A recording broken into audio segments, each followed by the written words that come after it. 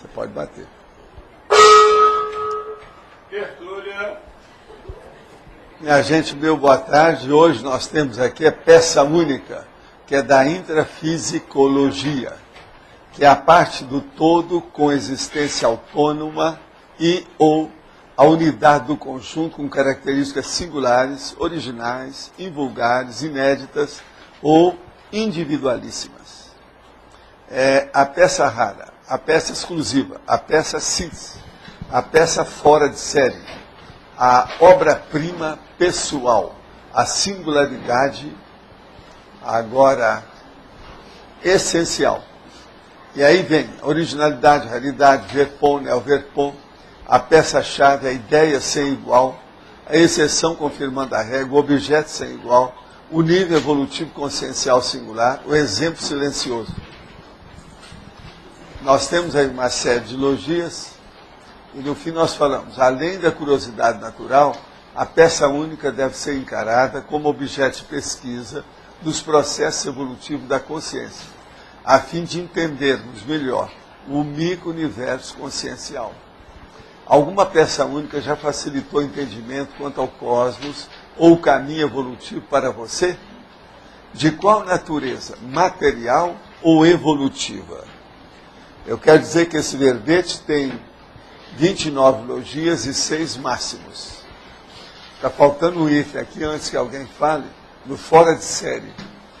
Lá na linha de baixo está faltando um hífen antes da série. Até agora que a gente viu foi só isso. Esse verbete está muito depurado. E ele está bem sintético também. Eu chamo a atenção aí para ver a estrangeirismologia. Se vale a pena ver o que está falando. Agora, antes que alguém fale qualquer coisa, eu acho que eu posso falar o que os outros já falaram. Né? Um problema que eu acho para trazer para o Manel Verpon é que as pessoas acham que é óbvio aquilo que ela pensa. Como fazer para desnaturalizar isso? Procure algo ignorado por você e esqueça as pessoas.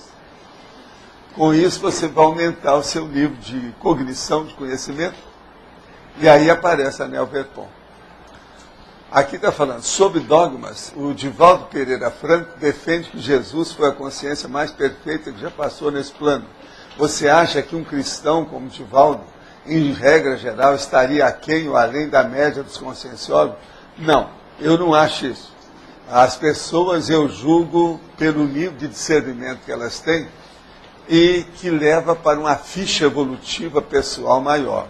Vamos ver o saldo de cada um. Pega o saldo do Divaldo, compara com o saldo de algum conscienciólogo, que você vai ver a holobiografia e a proex de cada um. Agora, eu acho o seguinte, cada um aqui pode gostar de quem for. O Divaldo, como muitos outros, dentro do movimento espírita mesmo, eles são cristófilos. Existia até, não sei se ainda existe, até um centro espírita, que eu mesmo ajudei, trabalhei, que é o Cristófilo, em Botafogo, no Rio de Janeiro. São aqueles que adoram Jesus Cristo. Nós aqui não adoramos ninguém. Então essa é a diferença básica.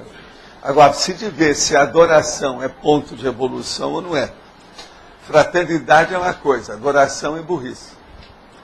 Boa tarde a todos e a todas. Informamos que estaremos iniciando a transcrição do livro, que é a Conscienciologia, ainda esse semestre para o Braille. Natal, intercâmbio. Muito bom, vão em frente. Viva o Braille. A ideia do conscienciograma pode ser considerada uma transverpon? Você decide. Na minha atual vida, estive envolvido com artes marciais durante 13 anos. Já estou na conscienciologia há 12 anos, mas ainda me pego sonhando com lutas. Que atitudes a pessoa pode tomar para eliminar de uma vez por todas os resquícios das artes marciais? O senhor acha que a imobilidade física virgem pode eliminar os reflexos psicomotores belicistas que a arte marcial deixa na pessoa? Sem dúvida. Por quê? A psicomotricidade, ela existe a partir do processo do próprio corpo que vem do cerebelo. A imobilidade física virgem, que alguns querem confundir com meditação transcendental, não tem nada a ver com isso. Ela é o seguinte, ela faz com que a pessoa veja qual é o seu limite em matéria de movimento, de motricidade, de manifestação física. Então, é muito importante, porque qualquer movimento que a pessoa pensa, primeiro ela pensa, depois ela age. Agora, o corpo, um movimento do corpo é o primeiro que tem. Depois é que vem um movimento que você comunica as outras coisas. Então, a imobilidade física verde, como laboratório, já curou muita gente desses processos. Agora, outra coisa séria. Segunda, a primeira técnica é a imobilidade física verde. A segunda é a leitura. Mas uma leitura é o seguinte, coordenada, interessada, detalhada, que você use anotações e que leve para o laptop. Aumenta, então, o seu nível de leitura. Ler, sem parar. Mas anotando. E, ao mesmo tempo que você vai ler, você vai vendo o que é que chamou a sua atenção e refletindo sobre aquilo. Com isso, você vai dar mais força para o mental soma, o cerebelo diminui a influência sobre o corpo. Então, é muito importante a leitura com a reflexão. Lógica. A lógica indica que existem transverpões de acordo com o grau evolutivo das consciências. Ou seja, à medida que as consciências evoluem, tem acesso a novas ideias originais. Esse pensamento está correto? Sim. A gente assina embaixo. Origem. E se está correto, de onde surgem efetivamente as ideias originais? As consciências livres, em tese, poderiam estar próximas dessa informação? Sem dúvida. O problema todo é um processo de inspirações. Existe inspiração sua do seu passado, inspiração da agora, inspiração do assediador, inspiração da concernere, inspiração do amparador de função, inspiração vinda de um evoluciólogo, inspiração de um serenão, inspiração de uma central estatística de energia. Você decide qual a natureza da sua inspiração. Massa crítica. Existem algumas transverpons ou verpons ainda inacessíveis até mesmo para a CCCI? Há alguma verpon do seu conhecimento que ainda não pode ser divulgado por falar massa crítica? Sim e sim. Quer dizer, a CCCI realmente tem muita coisa que ainda não chegou aqui. E que a gente tem alguma coisa também tem. I'm sorry. Agora, quer dizer outra coisa. A vida humana é complexa. Até uma batalha pode ser boa. E vocês vão falar, cadê a Ami? Está aí? Não. Então hoje eu estou falando que uma batalha pode ser boa. Agora eu vou explicar qual. A batalha de Tararé, que ela nunca houve. Você já viu falar na batalha de Tararé no Brasil? Ela não existiu. Agora, como é a organização do seu trabalho no laptop? Quais programas você usa para se organizar? Você falou um diário, um registro pessoal diário. Como é que o senhor faz isso? Poderia nos dar um modelo? Olha, eu aconselho você o seguinte, dá um pulinho aqui que eu vou te dar um banho de loja com o meu escritório. E posso te dar os 4 lugares que eu trabalho, para você ter uma ideia.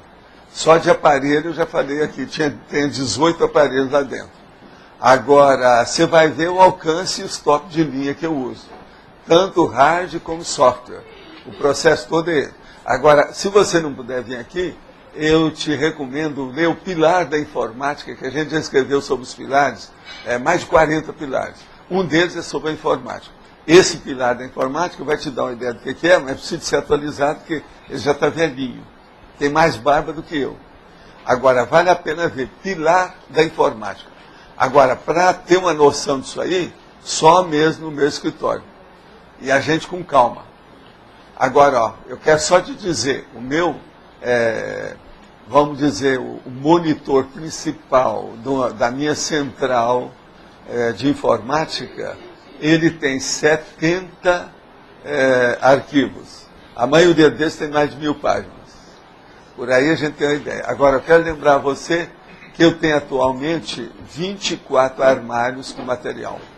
Só meu. Não tem nada a ver com outras coisas. São só... Isso é a minha arquivologia atual. Vocês vejam, eu doei tudo que eu tinha, mas ainda não consegui passar esse material, que ele precisa ser colocado em letra de fogo. Não sou fumante, mas gostaria de saber por que a fumaça de cigarro bloqueia as energias cardio-chacrais. Como que funciona isso no sentido fisiológico e energético? Por que especificamente do chakra cardíaco? Poluição da cidade tem o mesmo efeito? Há outras coisas nesse sentido que bloqueiam a nossa energia, alimentos, bebida, café, etc. Olha, tudo isso aqui é poluição da cidade, sim. Outras coisas, sim. Agora, eu quero dizer para você o que é. Tem uma coisa na gente que chama alvéolos. Esses alvéolos é que filtram os processos que assimilam e o problema do oxigênio passa por aí. Esses alvéolos são um problema. Eu, por exemplo, vou fazer 76 anos, meus alvéolos não são da meninada que está aqui, ó. Os meus estão funcionando sem parar há 76 anos. Isso aí é um problemão. Por isso que aqui hoje a gente tem mais alergia, porque eu mexo também com ectoplasmia, com energia. Então, a minha sensibilidade aumentou demais do ponto de vista de percussiência e ela diminuiu demais do ponto de vista de instrumentação. Então, esse é um problema. Terceira idade é isso. Agora, eu estou fazendo força para equilibrar essa terceira idade para chegar na quarta. A terceira idade começa aos 65. A quarta começa aos 80.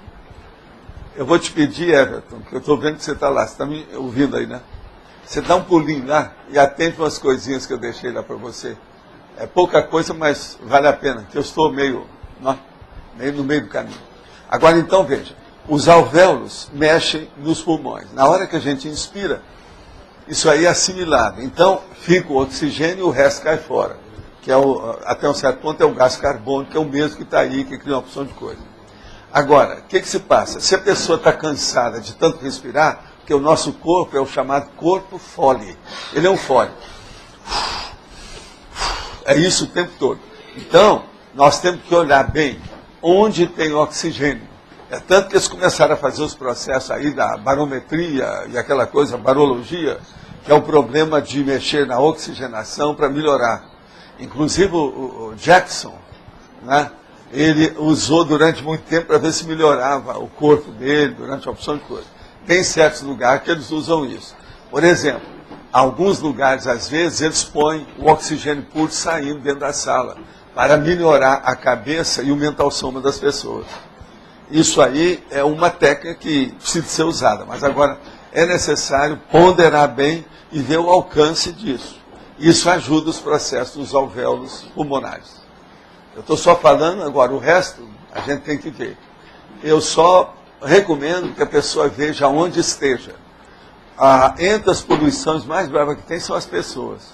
Há pessoas super poluidoras, só com a presença dela. Observa bem isso. Não é só em matéria de energia, não. Muitos aspectos.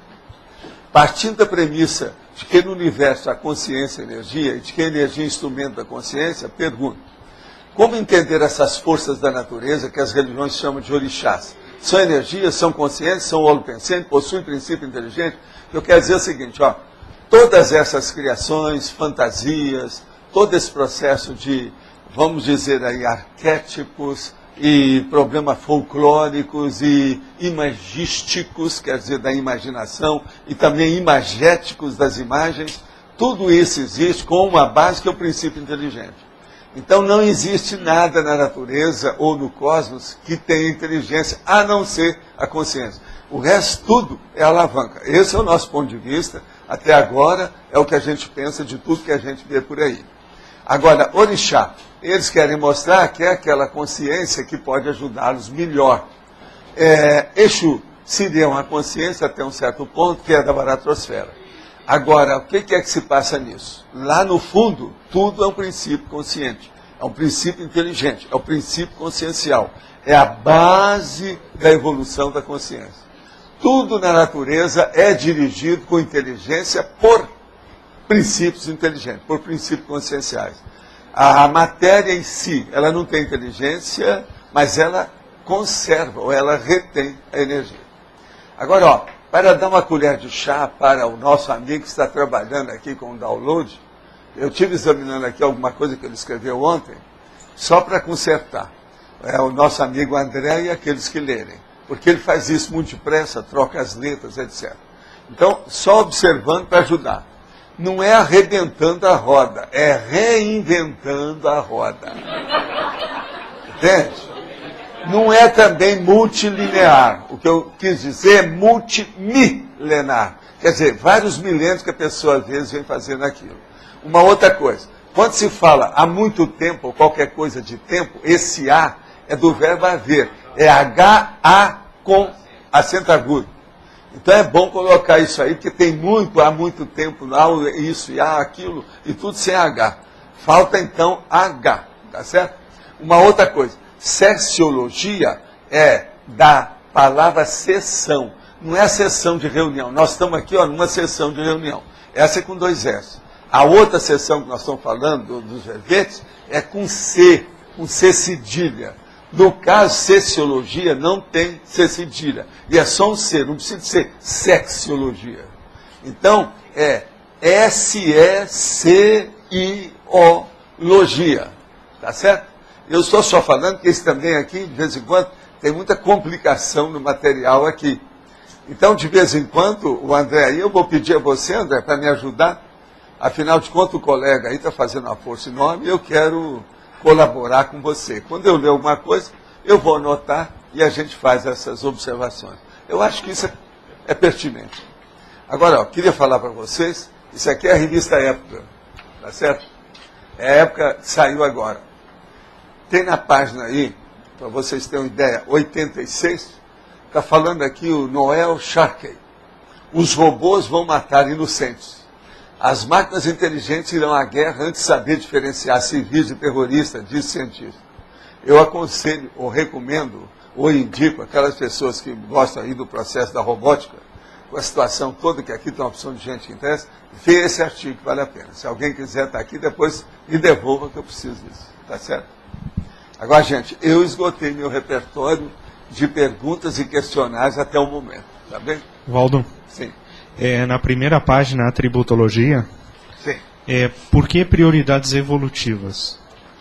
A tributologia, prioridades evolutivas. Sim, pelo seguinte, peça única é uma coisa excepcional, tá certo? Ok. É uma coisa, então, que você deve só cuidar disso se ela for prioritária. Às vezes é, às vezes não é. Se de ver o que é. Uma pessoa, por exemplo, fica aí conservando uma peça rara, mas apenas uma joia, que ali tem um diamante de um quilate que veio da bisavó, isso aí é coisa secundária.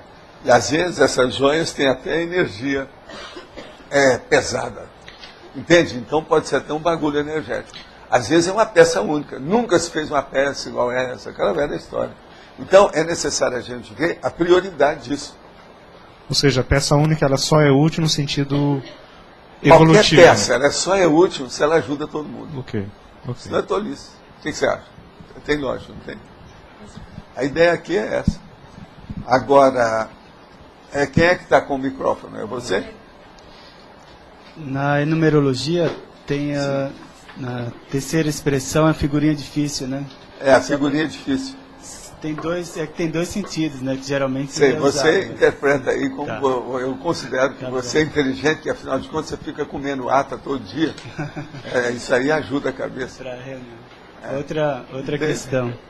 Você passa sempre a ideia da mini peça, né? Uma mini peça dentro da equipe, ela não é insubstituível, né? A rigor ela é substituível. É sempre substituível. Isso. No caso aí, a peça única, a gente Por pode exemplo, colocar... a peça única do Max insubstituível. Mecanismo seria o chefão do Max Mecanismo. O que você acha?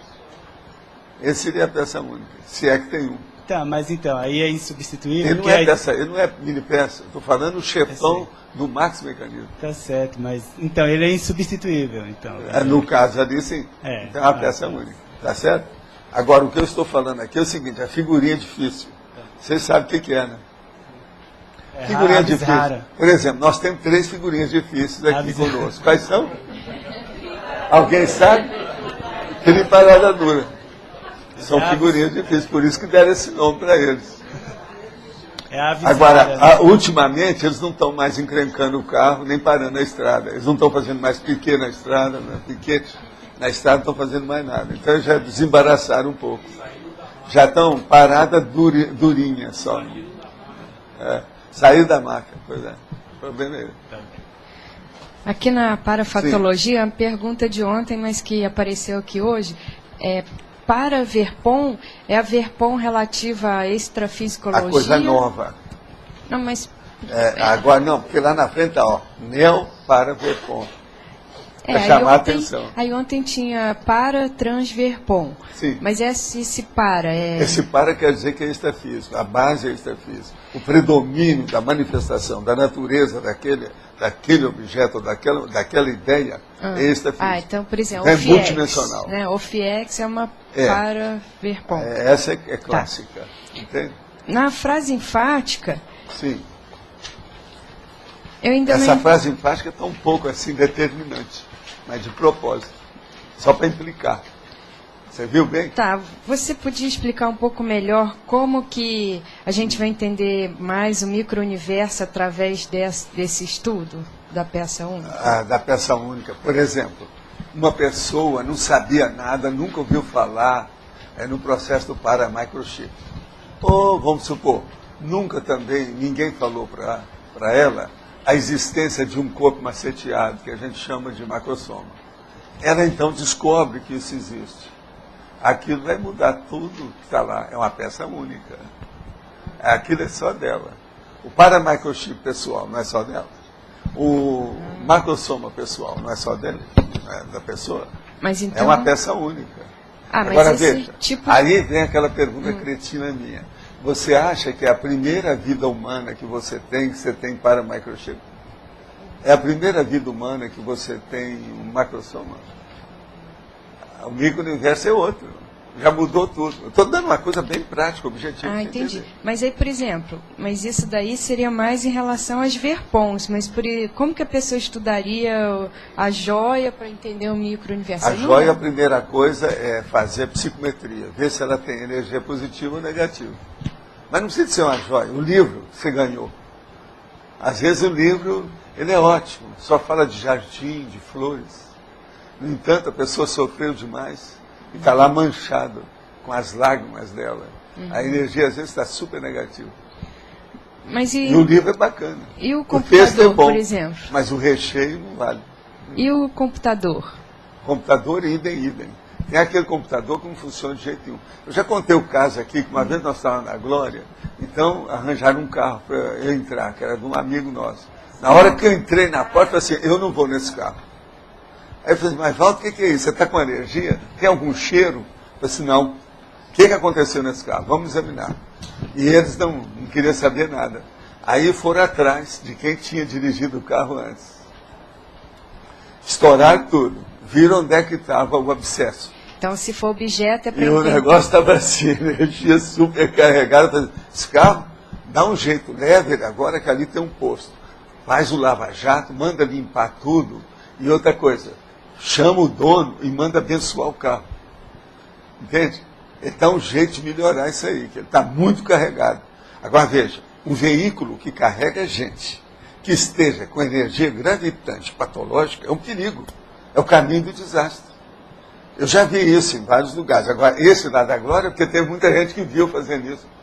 Assim, volta com energia a carro. Eu comecei a rir da história, falei assim, olha, é a vovozinha. Mas olha, se for olhar, tinha havido um negócio, aquilo que a gente chama cabeludo, sabe?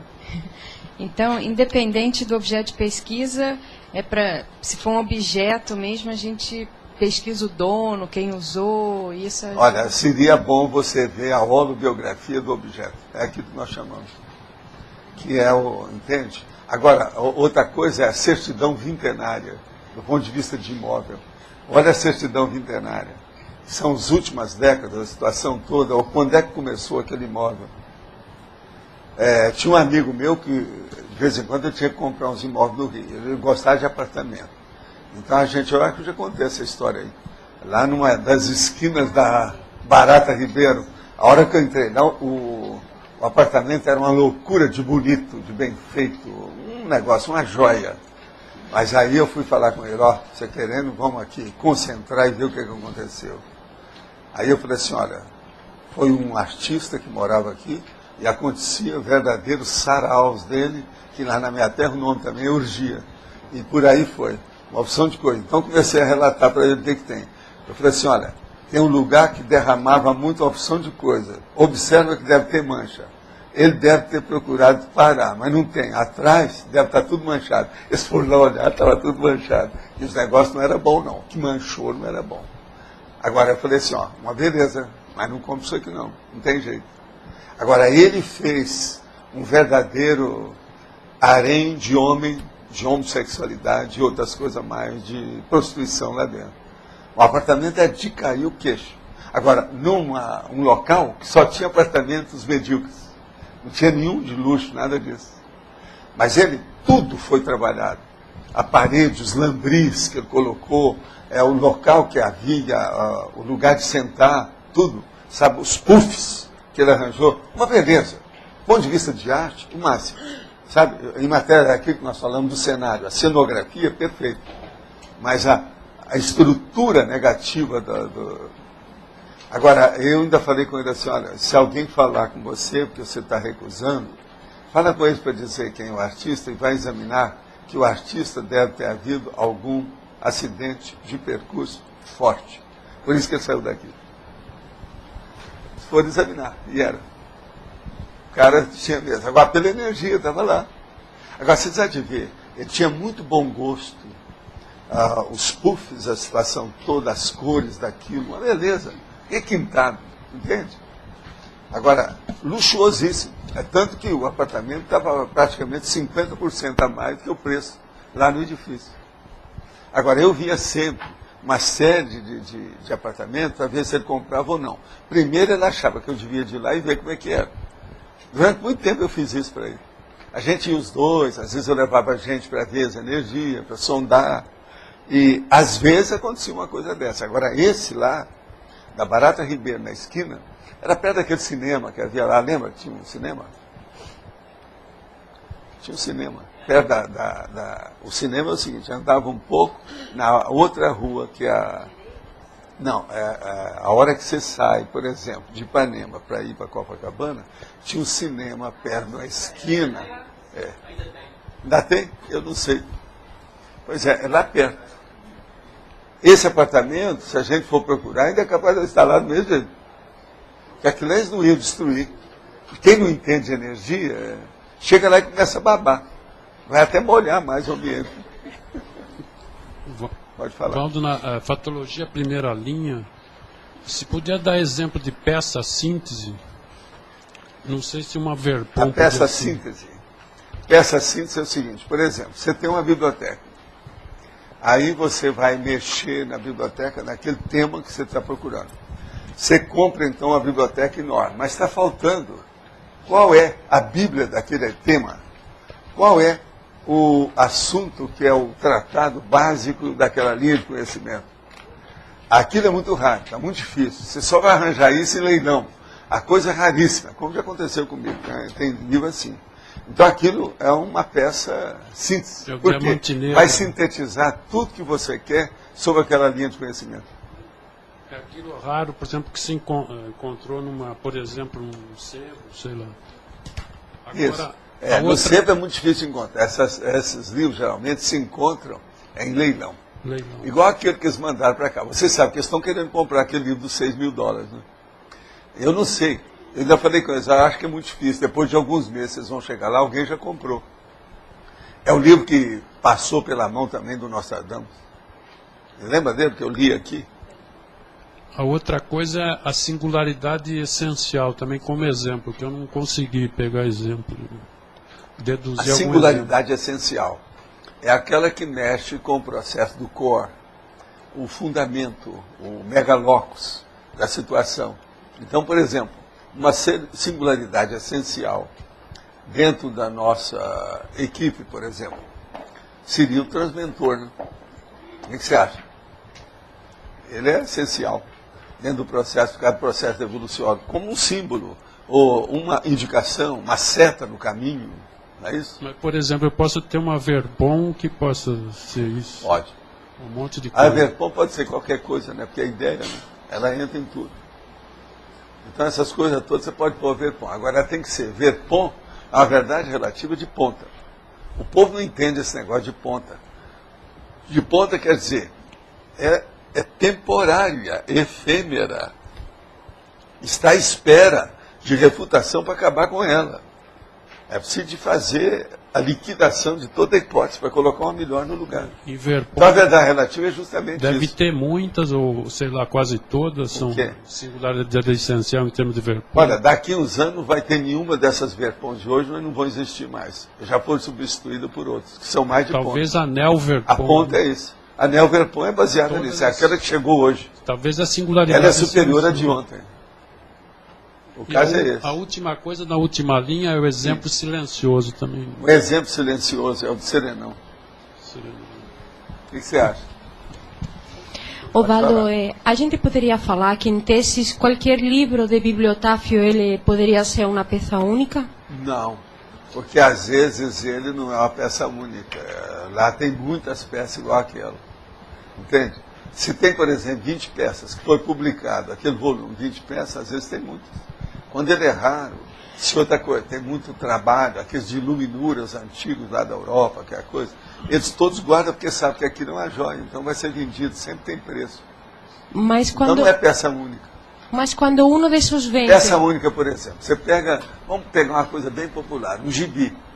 Existe gibi que é peça única. Porque eles foram olhar, todos eles foram destruídos, só se conhece o exemplar. É só pegar no Price Guide lá do Overstreet, nos Estados Unidos, que vai ver que tem peça única. Aquele número, só existe aquele. Mas quando esse livro, vamos supor, desses 20 eu vou achar um e aquele vai ser definitivo para a minha pesquisa. Tipo aquele livro do Lastanonça que você recebeu da... Ele pode ser uma peça única para você, única pelo para a menos pesquisa. temporariamente. Porque ela é definitiva. Agora, por exemplo, uma peça única em moeda. Existe em selo, moeda. Dentro da filatelia, existe selo. Dentro da numismática, existe a moeda. Então, por exemplo, há pouco tempo eles venderam uma moeda, milhões de dólares, lá, não sei lá quanto. Uma loucura. Por quê? Só se conhece aquela. Tem um selo também, que é secundário, aí pequenininho, todo feio. Que também é milhões. Mas por quê? Porque não existe outro. vai... Depois de muitos anos, com todos esses dealers, quer dizer, os vendedores, e que são agenciadores desse processo, são profissionais, em todo o mundo, ninguém nunca viu aquilo.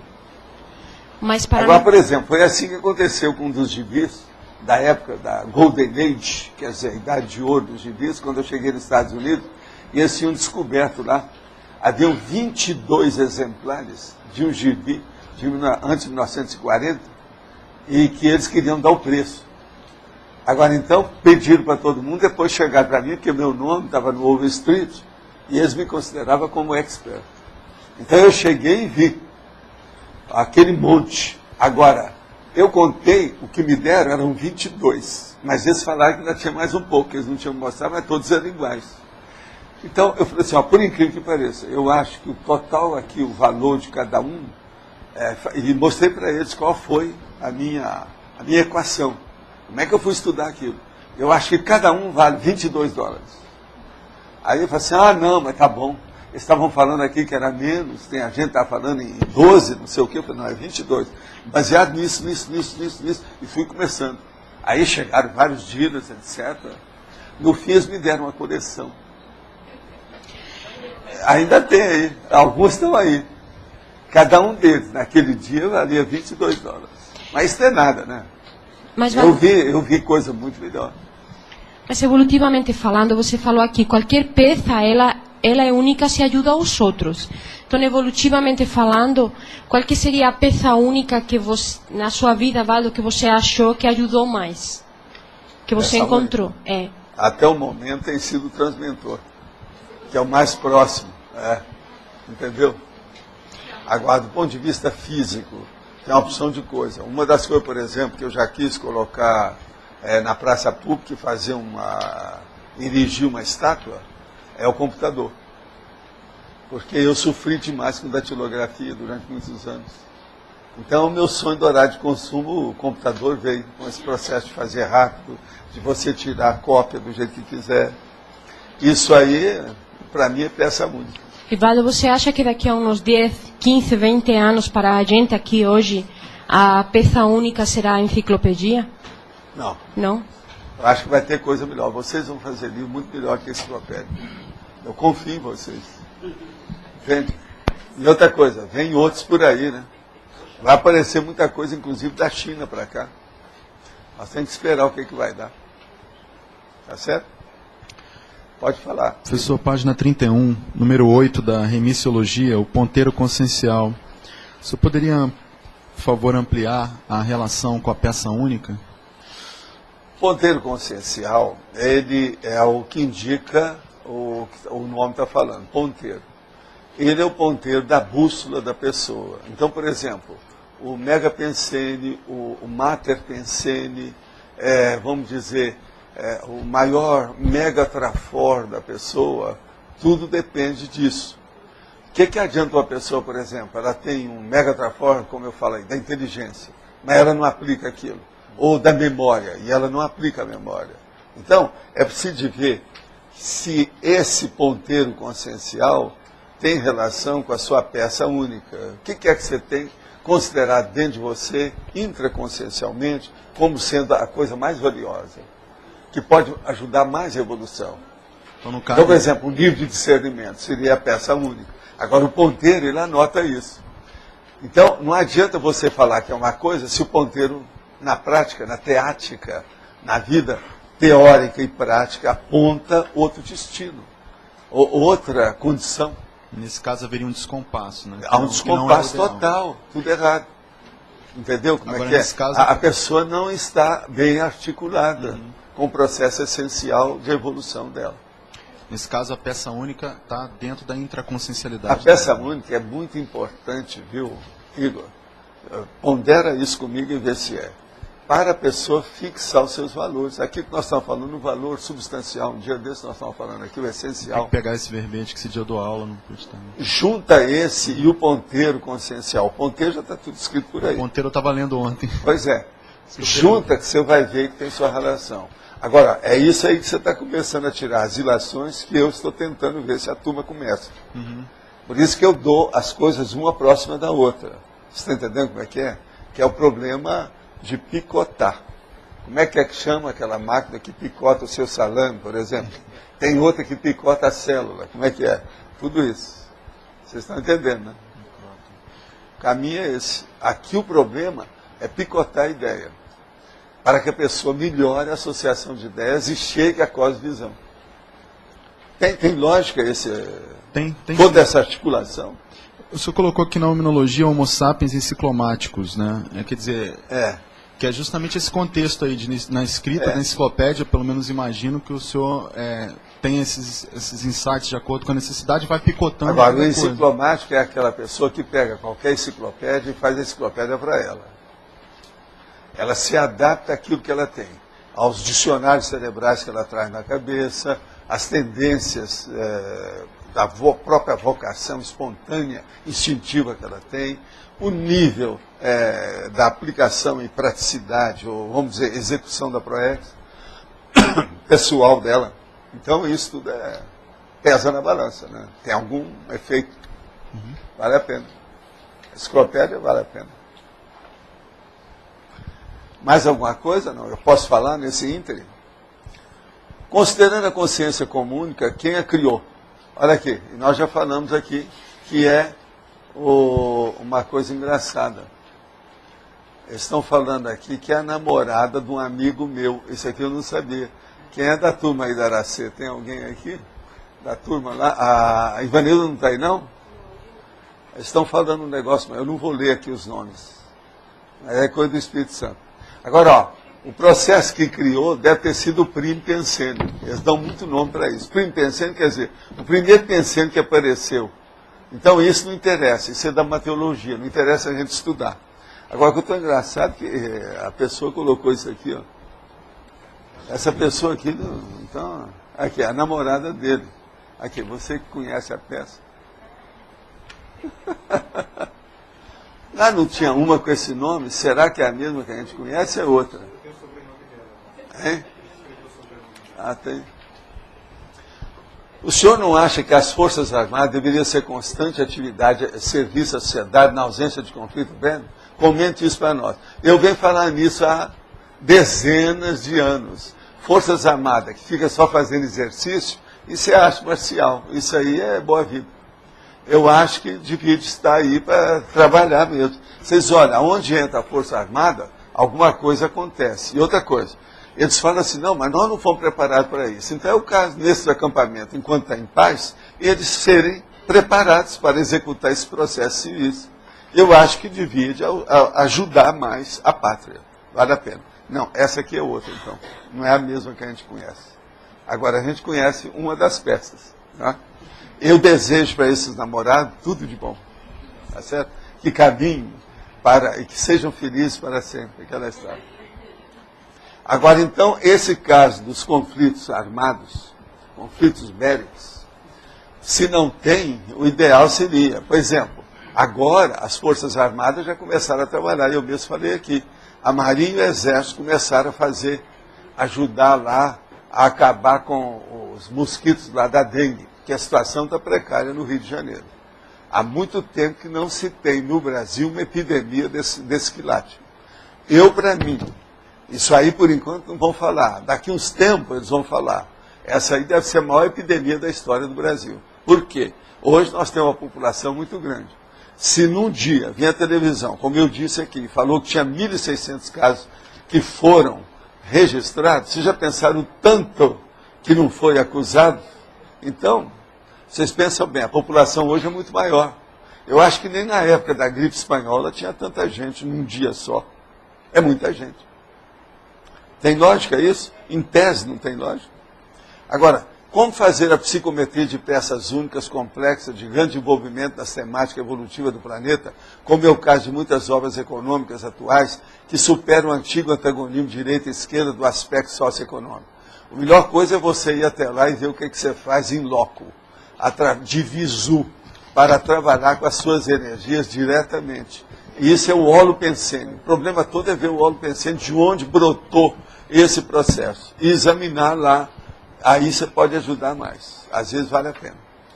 Uma peça única, quando devidamente utilizada, pode ser transformada em peças compostas ou de série, produção em série. Exemplo, acesso às verpons pode ser peça única para determinada consim. A disseminação dessas verpons, atalhos, a produção em série, que se transformar em peças únicas para o esclarecimento, não há dúvida que é. Uma peça única, quando devidamente utilizada, pode trazer o acesso às outras peças únicas? É óbvio. Muito bem. Está raciocinando. É por aí também que eu penso. Pode falar.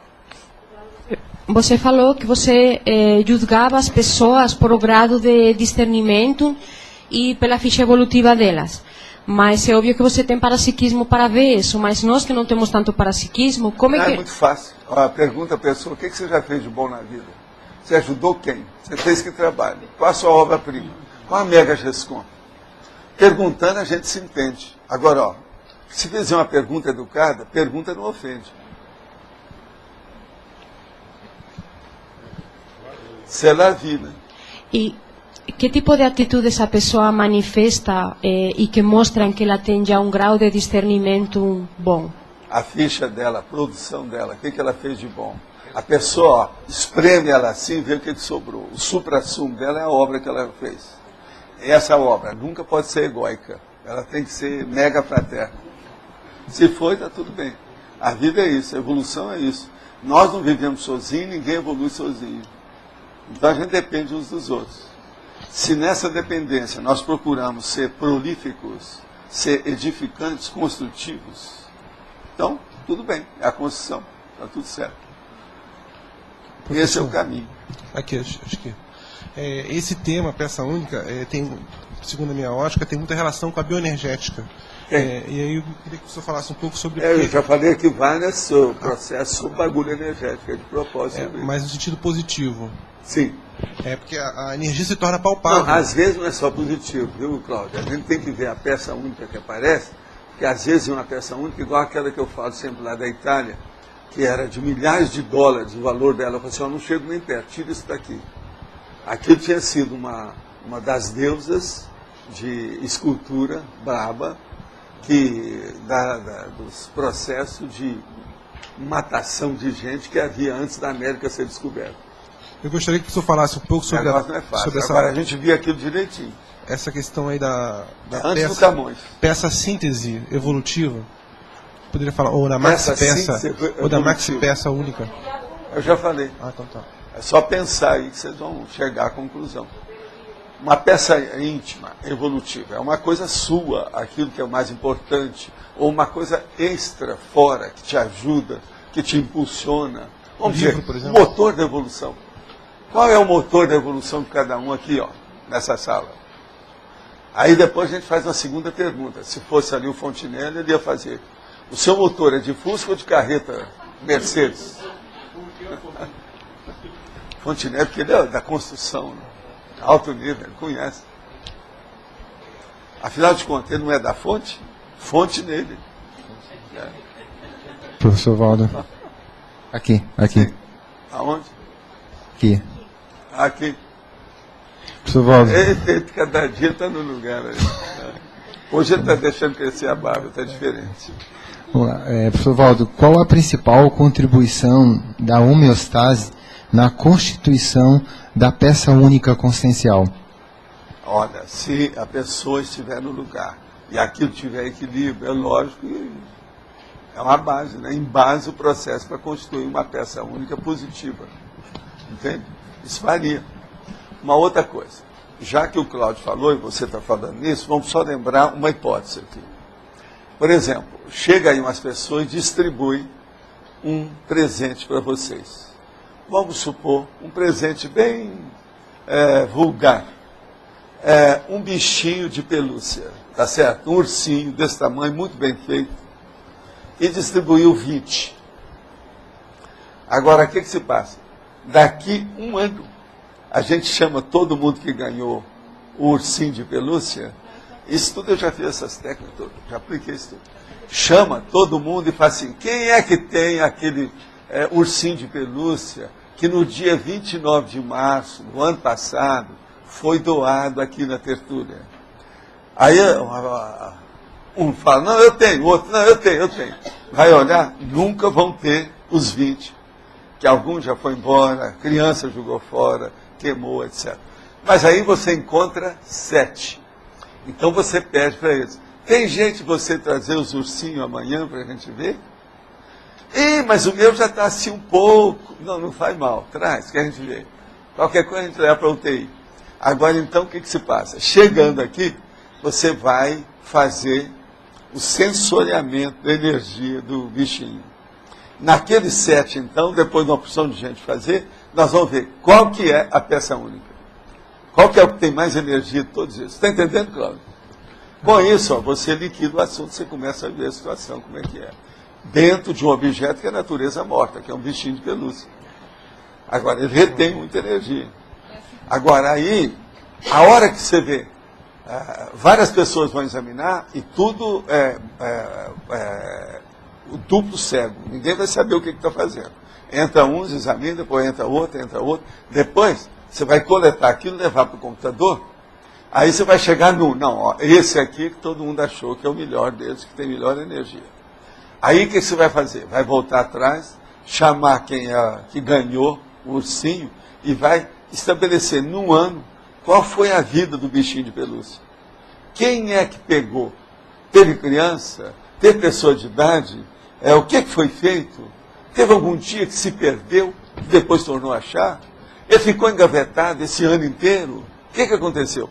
Então, com isso, vocês vão ver o itinerário, ou o trajeto do processo da energia. Eu, na década de 60, eu já fazia pesquisa nesse sentido. Tem muita coisa que a pessoa pode auscultar e aurir como conhecimento em matéria de energia através disso. Agora, veja, entre os 20, depois de um ano, aquela peça que foi escolhida não vai ser uma peça única perante os outros? Vocês estão começando a entender o que quer dizer com isso? Agora, é muito importante para ver o relacionamento das energias das pessoas com os objetos da natureza morta. Eu estou dando só um exemplo. Isso tudo aí eu já fiz. Eu já fiz de diversas maneiras, diversos tipos. Agora, a gente pode fazer isso até com pétala de rosa. Agora, ela só tem uma coisa difícil. Uma vez eu fui fazer isso, uma pessoa quis me tapear. Mudou a pétala. Trocou. E eu vi que, porque eu tinha marcado as peças. Nasci em Minas Gerais, né? Agora eu vi, a pessoa depois confessou, praticamente as lágrimas. Agora, sabe por quê, né? Porque o negócio das pedras, aquelas pedras que a gente coloca dentro do livro, tinha havido uma briga muito forte, sabe, uma querela, e aquilo apareceu na questão. Então, ela ficou com medo da gente chegar lá e sentir, e pegou e arranjou outras pedras. As pedras que ela arranjou eram mais novas. Eu cheguei, olhei e falei, não são essas. Você vê logo, não tinha jeito. As pedras tudo amarelecidas, sabe como é que é? Mas foi tudo escolhido. Não era um monte de pessoas assim, não, era menos gente. Mas dava para ver a situação. Muita coisa a gente fez assim. Professor, aqui, então seria a peça-chave, tem uma correlação com a peça-chave? Aí tem a peça-chave, né? Sim, esse nome aqui, você já viu? Na fotologia. É só ir andando que você vai ver que tem a peça-chave. A peça-chave, em certas circunstâncias, a peça única é uma peça-chave. Por exemplo, em filme americano, a chave geralmente é uma peça-chave. É um monte de filme americano que tem que o cara morre e deixou uma chave. Aí aquela chave é um problema. Ela abre o quê? Ela diz respeito ao quê? Às vezes é uma caixa de aeroporto, às vezes é um apartamento onde ele encontrava com a namorada, a amante, e a mulher não sabia. Tem até um filme agora recente sobre isso, que tem um negócio da chave. E lá não é só uma chave, não, tem duas, no mesmo lugar. E a hora que o homem vai encontra a mulher lá. Vocês sabem a história? Essa história não. O filme é muito bem bolado, por isso que é que eu quis ver com calma. O enredo é bem feito. Você sabe, eu estudei muito esse negócio de enredo há muitos anos. O caso todo é o seguinte. Uma pessoa deixou a casa dela, um homem, que era marido de uma pessoa que era representative, quer dizer, era uma deputada nos Estados Unidos, no parlamento. E ele viajou porque tinha os negócios dele, advogado, uma opção de coisa. Ele pegou o avião, foi embora. Agora, uma outra pessoa também, que era mulher de um sargento, que era da polícia, também teve que fazer a viagem, porque estava trabalhando. Agora, o avião cai e mata todo mundo. Eles então vão olhar, aqueles dois estavam na primeira classe, sentados juntos. E começou, como o marido gostava da mulher, começou então a suspeita a esses dois, o que eles iam fazer? Aí foram olhar, aquele homem não era para ir para Miami, ele tinha que ir para outro lugar. O avião ia para Miami, e aí foi indo. E ele começou a levantar a lebre. A primeira coisa foi lá para visitar a deputada que estava na época de eleição. E aquilo era um problema. E ela não quis saber. É muito bem bolado o filme. Sabe como é que é? Agora, com isso, o negócio todo é que, vamos dizer, houve assim uma parte alta do filme, é na hora que tem o processo da chave, que ele viu uma chave e viu a outra chave. Então a mulher, calada de um dia para outro, descobriu realmente que o marido tinha namorada. Então pegou a chave e a amiga dela, que já tinha estado com o marido também, falou e começou a chorar devido ao negócio, que o marido morreu, ela está viúva, aquele negócio. E ela então pegou a chave e foi lá no lugar que a amiga falou, abriu e foi lá para ver o que tinha. Aquilo que a gente chama, em francês, chama garçonnière, quer dizer, é onde o homem casado encontra com a mulher, que é a terceira, né, a outra. Agora, na hora que ela está lá, o cara veio com a chave também e abriu quando os dois se encontram. A perfeição. Tem certa cena do filme de cair o queixo. Entende? Agora, parece que o nome do filme, em português, é Destino Cruzado, parece. Alguém já viu Destino Cruzado? Você viu, né? Agora, ó, vale a pena ver, porque, vocês sabem, aquele cara é um canastrão, ele é um péssimo ator. Até o Paulo Franco já falava dele. O Harrison Ford. Ele só tem as mesmas caras, sempre do mesmo jeito, é um canastra. Mas, olha, até no filme ele está saindo bem, aguentou. Também a peça ali, qualquer um que entrasse ali ia sair bem. A condição daquela tá danada. O cara apaixonado pela mulher que caiu no avião lá e ficou toda estraçalhada. Foi ótimo, ele é da polícia. Agora, no fim, cada um foi para o seu lado, eles não podiam colocar uma pessoa que é um deputado junto com um cara que depois do negócio lá, ele se transformou, foi tenente, né? Passou de sargento para tenente. Mas mesmo assim. Agora, a trama é bem bolada, vale a pena ver. De filme, às vezes são esses que melhoram mais. Eu gosto de ver mais documentário, certas partes históricas, e o problema dos filmes verdades, aqueles que mostram o que a pessoa aconteceu, e agora, então, depois faz assim. E ele está com prisão perpétua na cadeia e tal. Tudo baseado em fatos reais. Às vezes vale a pena para a gente ver o problema sociológico da coisa. Uma sincronicidade aqui. Sim. Hoje amanheci bem cedo e escrevi uma lista, atualizei minha lista de trafares. E o primeiro item que coloquei é que eu não faço vínculo com pessoas e nem com coisas. E agora você está falando aí o vínculo com o ursinho e tudo mais, tal. Você então, faz vínculo sim, nós temos um vínculo. Há quantos anos você me ajuda? Não, do meu lado, eu acho que tem algum vínculo nisso. Você acha que não tem, não? Tem nada? Não, vínculo temos. Outra coisa, você com a sua mãe, por exemplo, eu acho um vínculo. Há muito tempo que eu não vejo uma moça que seja tão apaixonada pela mãe do jeito certo. Como é que é isso? Acho que você tem que reajustar isso aí. Não, você falou 2 pessoas só, você e minha mãe. E acabou. Não. Prioridade. O que está errado nisso? Eu não estou vendo. Está errado? Eu não faço vínculo com as coisas. Não faço. Eu gosto, eu cuido, mas, olha, uma vez até você falou assim, desgraça, porque besteira, que explica bem isso, entende? Vai perder, perde, então vai embora, tchau, e certo, com as pessoas tá e com as certo. coisas. Vem cá, mas se você conserva vindo, você conserva, que é isso? Outra coisa, quanto tempo você trabalha nas coisas do Instituto e tudo mais? E outra coisa, o trabalho dela era dos piores que tinham. Hoje o nome é bonitinho, hoje é marketing, telemarketing. Mas antes não era não, era atender... Era atender desassédio telefônico, que não é fácil. E desassédio telefônico não é aquele negócio da Europa, não. Que você telefone, a mulher lá, tal. Não é isso, não. Não, eu estou falando aqui outra coisa. Não é telesex, não, hein? Presta atenção. Não, dando prosseguimento. Aquele verbete, automanobra dilatória, eu tenho estudado bastante ele. Até que ontem, aí eu fui para o Homo Pacífico, né, para ver se vejo do outro lado. Aí no capítulo 390, nos estágios da vida humana, você chegou a colocar, em apenas 1 ano a consciência pode recuperar a proex negligenciada, que é o oposto Qualquer coisa é só conversar com a Beth Rodrigues, nossa aqui, que ela é especialista em mais 1 ano de vida. Ela já fez a teca, hoje ela não está aqui. Sabe a Beth? Sim. Fala com ela. Ela é boa nisso, ela estudou tudo. E ela é boa, ela é detalhista.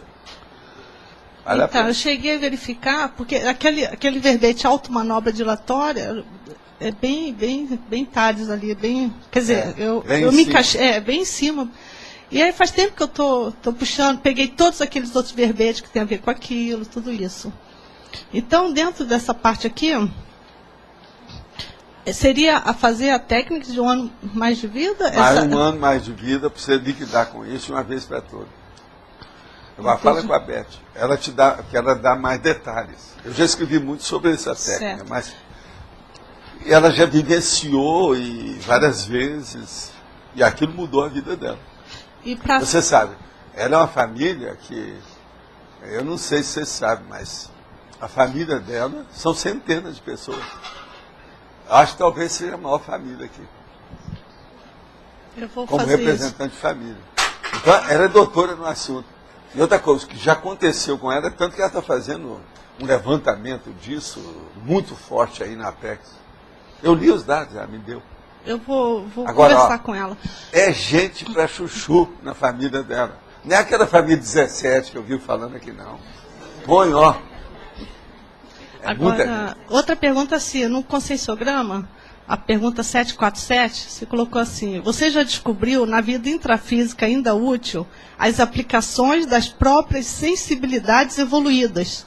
O que seriam essas sensibilidades evoluídas? Primeiro, a sensibilidade do mato. Como é que você é? Quê? Do mato. Mato? Mato. A sensibilidade do mato é a do xamã.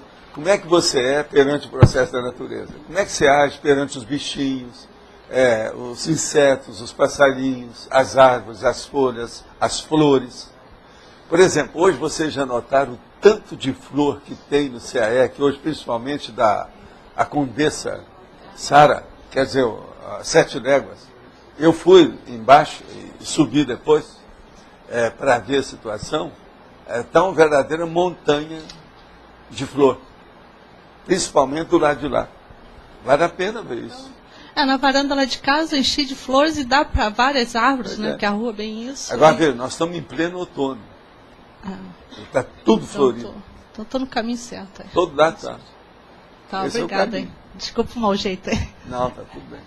Professor, gostaria que o professor falasse sobre a conjugação da peça única evolutiva com o momento único evolutivo. Essa potencialização evolutiva que se dá quando o momento único se junta com a peça única e o processo de extravamento. Mas aí é o problema da potencialização, né?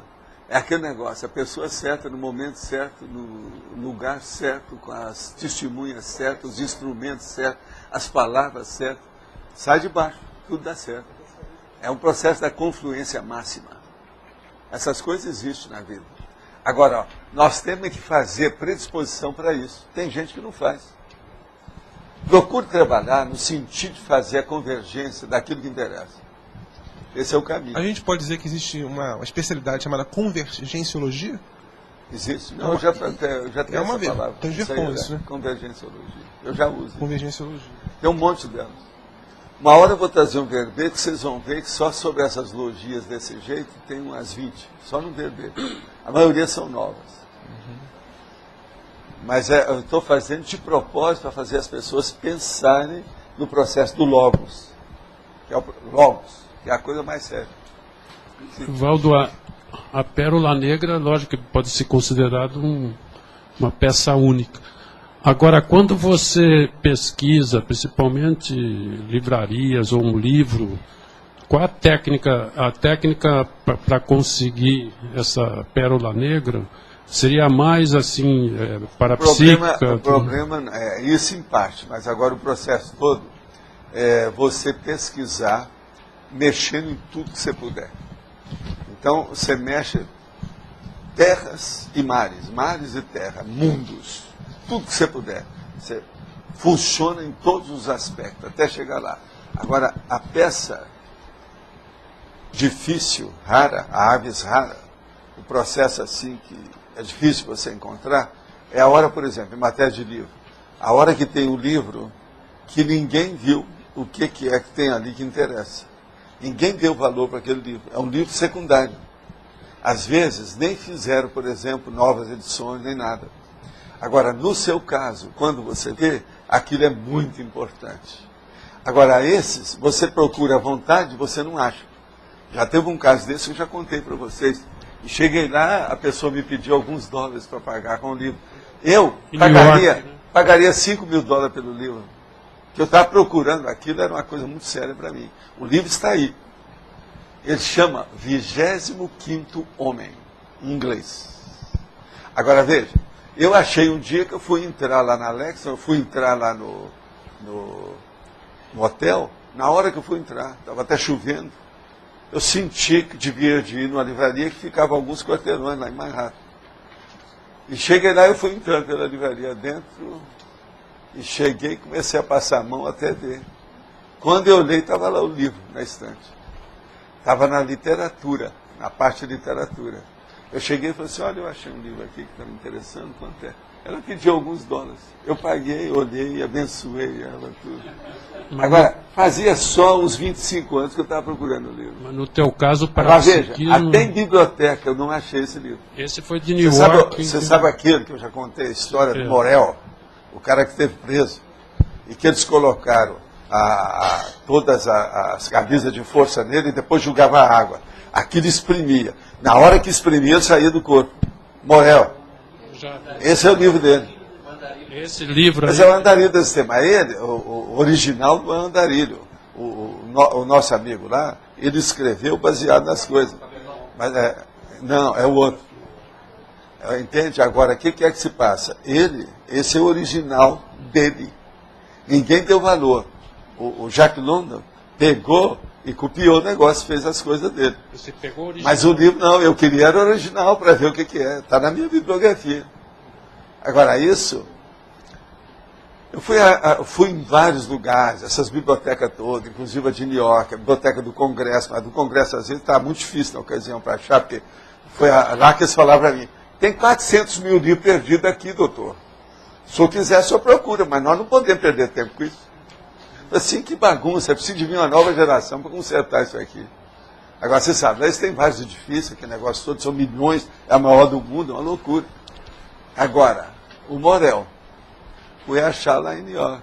Mas isso... Paguei lá meus $4, sei lá. Mas geralmente, pelo que você falou, parapsiquismo que é preponderante no teu caso para achar. Nesse caso aí, ó, se não, hoje com a internet já seria diferente, né? Porque isso foi antes desse boom da internet que hoje tem, que você compra livro, tudo quanto é lado. Não havia isso na ocasião, não, isso faz muitos anos. Agora, o nome é The Fifth Man. Você está entendendo? É o 25º homem. The Fifth Man. Five Man. Mas geralmente, um negócio dele. Esses geralmente você estava procurando... 25 Man. É um negócio mais ou menos isso. Você estava procurando há tempo já, geralmente, essas Não, perguntas. eram 25 anos só, mais ou menos. Eu estava procurando, na ocasião que eu achei. É tanto que eu falei, logo que eu cheguei, eu falei assim, não, agora vamos sair para comemorar esse livro. Aí eu comecei a andar com o livro na mão. Eu estava com medo de acontecer alguma coisa com ele, sei lá. Eu preciso de ler o livro todo e marcar ele todo. Mas o livro está aí, ele está na biblioteca. Agora, eu garanto, vocês chegam lá, vocês vão ver a energia que o livro tem. Esse cara sofreu muito. Ele é impressionante, Morel. Mas geralmente esses livros você consegue barato também, né? É porque ninguém dá valor para isso. É igual aquele caso do dicionário aqui que nós temos aí, que eu paguei $90 por ele. Aquele dicionário vale $1 milhão. É um dicionário de 1813, que eu já falei aqui, que tem a etimologia grega para o francês. Porque vai, é um livrinho. Uma vez você falou que vai para os Estados Unidos, coisa da Europa, os Estados Unidos não dão valor. Não, nos Estados Unidos todo mundo, a maioria é monoglota, eles não são poliglota. Então, se é um livro, a melhor coisa que tem é você comprar livro estrangeiro nos Estados Unidos, estrangeiro para eles. Então, por exemplo, um livro em francês, um livro italiano, um livro em russo, um livro em alemão, um livro até, hoje, espanhol já tem um pouco, os hispanos aumentaram lá. Mas outros idiomas, vale a pena. Porque eles não sabem, os livreiros não estão bem a par daquilo, nem nada. Estados Unidos tem isso. E outra coisa, New York é o melhor lugar, porque você sabe, durante muitos anos, hoje eu não sei como é que está, porque eu deixei de viajar esses últimos 8 anos por aí, né? Mas era o maior mercado editorial do mundo durante décadas. New York que é. Talvez ainda seja, eu não sei como é que está. Que agora a Europa também andou aumentando muito. Londres está muito forte em matéria, Paris mesmo está cheio do processo editorial agora, com coisa séria. Sim. E que tem que ver. E dá uma pena, por exemplo, Valdo, quando a Ana Paula Firmato foi na Suécia, que encontrou aqueles manuscritos e livros do Lastanosa em espanhol. Eles não, ninguém fala espanhol lá, ninguém sabe espanhol e aqueles livros estão lá. Por isso que eles não dão valor. Você sabe, eu conservei em Uberaba durante 22 anos 9.800 obras, tudo selecionada. Agora, a maioria em outros idiomas. Ninguém nunca se interessou por aquilo. Agora, só um dos livros lá, a última vez que eu vi no leilão, estava $5 mil, um só. Ele está embaixo. É do bibliotecário nosso. Nós temos obras aí muito valiosas, mas ninguém sabe que tem valor. Agora, gibi não. Nós temos gibi também que tem muito valor em português. Esse o povo sabe. Porque tem colecionador fanático, né? Mas pode falar. Então, no domínio do conhecimento mais avançado quanto à conscienciologia, nessa nossa época e neste planeta, o senhor é a peça única. Não. É. Eu acho que eu não sou. Tem outros que eles não aparecem. Que estudam também. Gente, vocês têm que ver que tem muito serenão e evoluciólogo que não aparece por aí. Mas... Eu sou a pessoa que apareço. Isso é outra coisa. Mas no intrafísico? Eles trabalham do intrafísico para as outras dimensões, com tudo que está sendo feito. Agora, na reurbanização, isso é muito importante. Quantos anos eu não trabalhei nisso sem aparecer? Eu passei 12 anos calado. Só fazendo pesquisa, calado e trabalhando com o processo extrafísico. Agora, esse povo estão passando a vida inteira assim. Eu não. Eu sou, vamos dizer, o mascate. Eu estou apresentando a peça. Entendeu? O problema todo é esse. Porta-voz. Agora, eu acho que tem gente aí muito melhor dentro dessa história. O negócio é sério. Bom. Vocês viram que eu desconfiei do negócio sereno, não. Falei aqui. No outro dia começou a aparecer gente. É muito esquisito. O casal. Presta atenção. Aquela cidade, Muzambinho, é justamente na área que eu falei. Sai dessa. Agora tem um irmão dele aí. Eu preciso saber se é esse. Será que é esse? Who knows? Agora a gente atendeu tudo que vem. Vamos ver o que vai dar. Eu estou aí para ver, né? Estamos aguardando. Vamos ver o que vai dar. E aproveitando, a cada novo termo que o senhor produz, né, cada neologismo, também é mais uma peça, né? Cada neologismo também para criar é uma problema, peça. Né? É para o povo começar a reclamar. Às vezes uma nova ideia. Agora veja, é um você olha termo. que é um monte de neologismo que eu tenho feito com o sufixo logia, que é o logos, que é o processo da ciência. Isso é para chamar a atenção. Porque tem certas coisas que eu não entendo. Por que é que nunca fizeram ciência disso? A última que eu acabei de fazer ontem, que eu vou trazer qualquer hora, é falaciologia. Que é da falácia, o estudo da falácia. Você viu lá. Agora eu fiz 5 páginas só, para ver se faço aquilo concreto. Reduzido, compactado. 5 páginas sobre falaciologia. Agora só a falaciologia tem ali talvez mais de meia dúzia de logos novos, que eu nunca falei aqui, lá dentro. E você vai ver se o negócio tem lógica, se é pertinente, se aquilo tem racionalidade. A hora que a gente trouxer, vocês só desanca aí com o texto. Vamos ver o que vai dar. E aproveitando então a oportunidade, uma vez que o senhor já está trabalhando com os neologismos como verbetes da enciclopédia, né? O senhor vai trabalhar cada neologismo, transformando em mais um verbete. Aqueles que eu puder. É lógico que todos eles eu não vou dar conta, né? Mas aqueles que eu puder. Por exemplo, dos neologismos puros, será que teria 1000 básicos? Puros? Tem. Então, isso aí eu preciso de ver. Preciso de ver se vai valer a pena. Você está entendendo? Porque às vezes tem outras coisas dentro daquela linha de conhecimento que deve ressaltar. É preferível fazer o outro verbete com aquele nome. Agora, ele vai entrar no texto.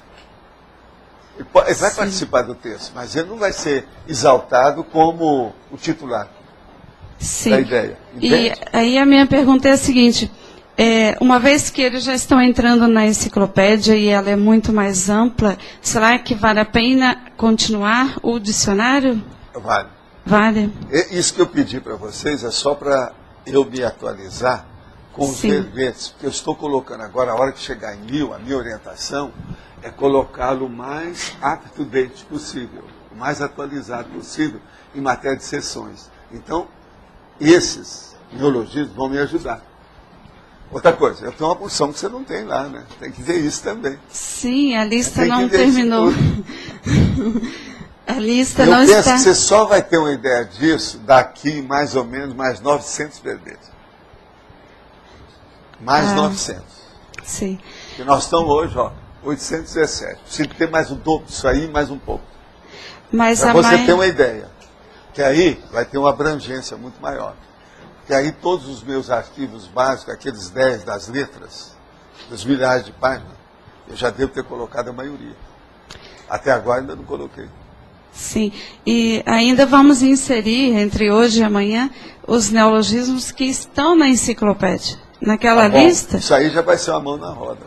Vai ajudar muito. Agora, isso é para ajudar, tá certo? Vai me ajudar muito. Agora, por causa de mim, vocês não devem queimar muitas pestanas, não. Mano, eu estou vendo que você está chegando aqui. Eu quero dizer que eu examinei isso aqui. Você vai publicar isso aonde? Os anais do quarto ciclo. Esses anais, isso vai sair como livro? Tem livro. Então está tudo certo. Então tá. Agora uma coisa, vai sair em português ou em inglês? Português com aquele resumo em espanhol e inglês. Só o resumo. Isso aqui seria bom publicar nos 3 idiomas inteiros. qualquer coisa, vamos falar com o Antônio para publicar talvez uma parte aqui. Por exemplo, eles examinam, vocês veem onde tem, mas eu acho que devia fazer os 3 idiomas, porque você fez um resumo de tudo. E você é uma pessoa que está nisso desde a primeira hora, você sabe como é que é. Eu gostei muito do trabalho aqui. Agora, seria bom era traduzir os 3 idiomas, nada de resumo, sumário, não. Está aqui há vários dias, porque você viajou, né? Você não estava aí. Eu estava esperando você chegar para dizer isso. Vamos tomar conta disso? Eu gostei muito do texto. Vale a pena colocar para frente. Outra coisa, está tudo certinho. Não deu para mexer nada, passou no teste. Agora, você pegou o processo histórico, as coisas todas encaminhadas, os nomes estão mais ou menos certos. Sobre Sobre que fala o que ele escreveu? Vale? Sobre a conscienciologia, de modo geral. Projeciologia, autopesquisa científica e cultura participativa. A base de tudo aí, nossa, da conscienciologia. Tudo começou assim. Se ela precisa a tradução... Ela sabe que ela está no início de estudo lá comigo no Rio. Se ela precisa a tradução para espanhol, posso ajudar? Pois é, ela pode fazer a tradução para o espanhol. Agora, vamos arranjar outra para fazer a tradução em inglês? E eu acho que seria bom publicar os 3, cada um no idioma. E pode publicar em fontes diferentes. Porque isso aí é o seguinte, é um registro que é bom ficar. É um registro. Outra coisa, você vai usar isso nesse trabalho seu daqui para frente. Eu vi logo. É muito sério isso aí. Enquanto o Antônio veio, não. Né? Valdo. Você já entregou? Então tá tudo bem. Valdo. Eu acho então aqui das minhas coisas, acho que não está faltando mais nada. Não, só tem a Cristiane. Não está aí não, né? Tá? Esteve aí. Não, só tem agora a Cristiane. Que eu tenho que aproveitar a tertúlia para encontrar com a turma, porque nem sempre a gente encontra, todo mundo está muito ocupado em várias áreas. Mas quem é que está com o microfone? Oi, Valdo. Aqui atrás, eu. Tudo bem? Vai lá. Então, eu queria saber, falar sobre o jogo, né? Não é apologia de jogo, não. Eu queria saber até que ponto vício em jogo, essas coisas, né? Porque o jogo de sorte que eu estou dizendo, não é o jogo por competência, não. O resultado do jogo de sorte, até certo ponto, é uma peça única também, né? O resultado de um jogo de sorte. É a bamburreologia que chama. Já escrevi. Então, até que ponto o vício... Verbete sobre bamburreologia. Vou ver depois. Até que ponto a pessoa viciada, né, num jogo desse de sorte... Por exemplo, uma pessoa matou a outra. Esse homicídio é uma peça única. Não, então, isso é pior ainda. Tudo é patológico. Não, isso é pior ainda. Jogo é a mesma coisa, tudo é patológico. Jogo de sorte, então, quanta gente... A gente foi com meu irmão da outra vez no cassino lá de... Às vezes é patológico, tem que examinar a patologia. Então, muita gente viciada, né? Por causa daquela pérola que vai sair lá, que não hoje vale os nada, maiores viciados, vicia, além do tóxico, da cocaína, são os viciados dos jogos do computador. Porque não tem nada de aleatório naquilo, né? As pessoas agora, em terceiro lugar vem o bingo. Em quarto vem a loteria. Então, vício, por causa dessa pérola... Chama-se ludomania. Então, mas como é que você vê? Não é pérola nenhuma esse resultado, mas para eles... Não, é uma pérola falsificada. Falsificada, né? Mas para eles aquilo é... Ludopatia. Tem também ludopatia e tem também a... Bambu, não entendi, não, mas eu vou ver lá. Eu fiquei me lembrando dessas pessoas, ficam esperando só cair a pérola falsa, né? E não saem daquilo a vida inteira. Ele vai encontrar com a Cristiane. Você vai? Você fala com ela que aqui, ó, o segundo, que ela pode mudar isso para cá. Só isso, ó. Ela vai ver, a hora que vier, ela vai entender tudo. Valdo? Sim. Uma curiosidade, saiu hoje na Gazeta do Iguaçu a nova sede administrativa da Itaipu. O projeto... É pelo Niemeyer, eu sei. É, do Niemeyer. E é bem parecido com a holoteca, né? O desenho. Eu não sei. Não, mas isso aí é parte administrativa. A holoteca, o nome dela, eu já vi isso aí. Vale a pena ver, isso é interessante. Aqui, ó, eu já vi esse jornal. Agora, o caso todo é o seguinte, o nome vai ser Mega Complexo Cultural Holoteca. Não, eu já vi isso hoje. Tá certo? Mega Complexo Cultural Holoteca. Esse aí não, isso aí é um centro administrativo, é outra coisa. O nosso é para o povão, o deles é para a administração da Itaipu, é outra coisa. Entende? Gente, nós temos aqui sinonimologia, segunda e terceira linha, os itens 6 e 9 estão repetidos. Vocês viram aí? Já estão começando a fazer. Gostaria que explicar por que o superlativo é sinônimo de peça única. Superlativo, sinônimo. Precisa explicar isso, Mário? Precisa? Superlativo? Como é que é isso? Também não conheço o significado de mosca branca. Quem é que sabe o significado de mosca branca para explicar para a pessoa? Já viram falar na mosca branca? É a internet. Seria bom você pegar para saber tudo. Seria bom pegar mesmo a internet. Se pegar na internet tem esse tem também texto, mosca azul, branca, que eu que é não difícil coloquei. encontrar, né? Mas o mosca branca que é bom examinar. É como uma coisa rara, então... É pérola negra. Agora, ó, o senhor já comentou algo sobre a necessidade dos presidiários trabalharem enquanto estão com a sua liberdade cerceada? Sim, isso é antigo. Uma consigo pode ser peça única, chave para determinado trabalho grupal, devido unicamente à sua história holobiográfica? Também é possível, né? Com consciência, tudo é possível. Agora, esse caso de presidiário, eu sou 100% favorável que haja a reconstituição da vida. E a pessoa não deve ficar presa. Ela deve sair para trabalhar com a natureza.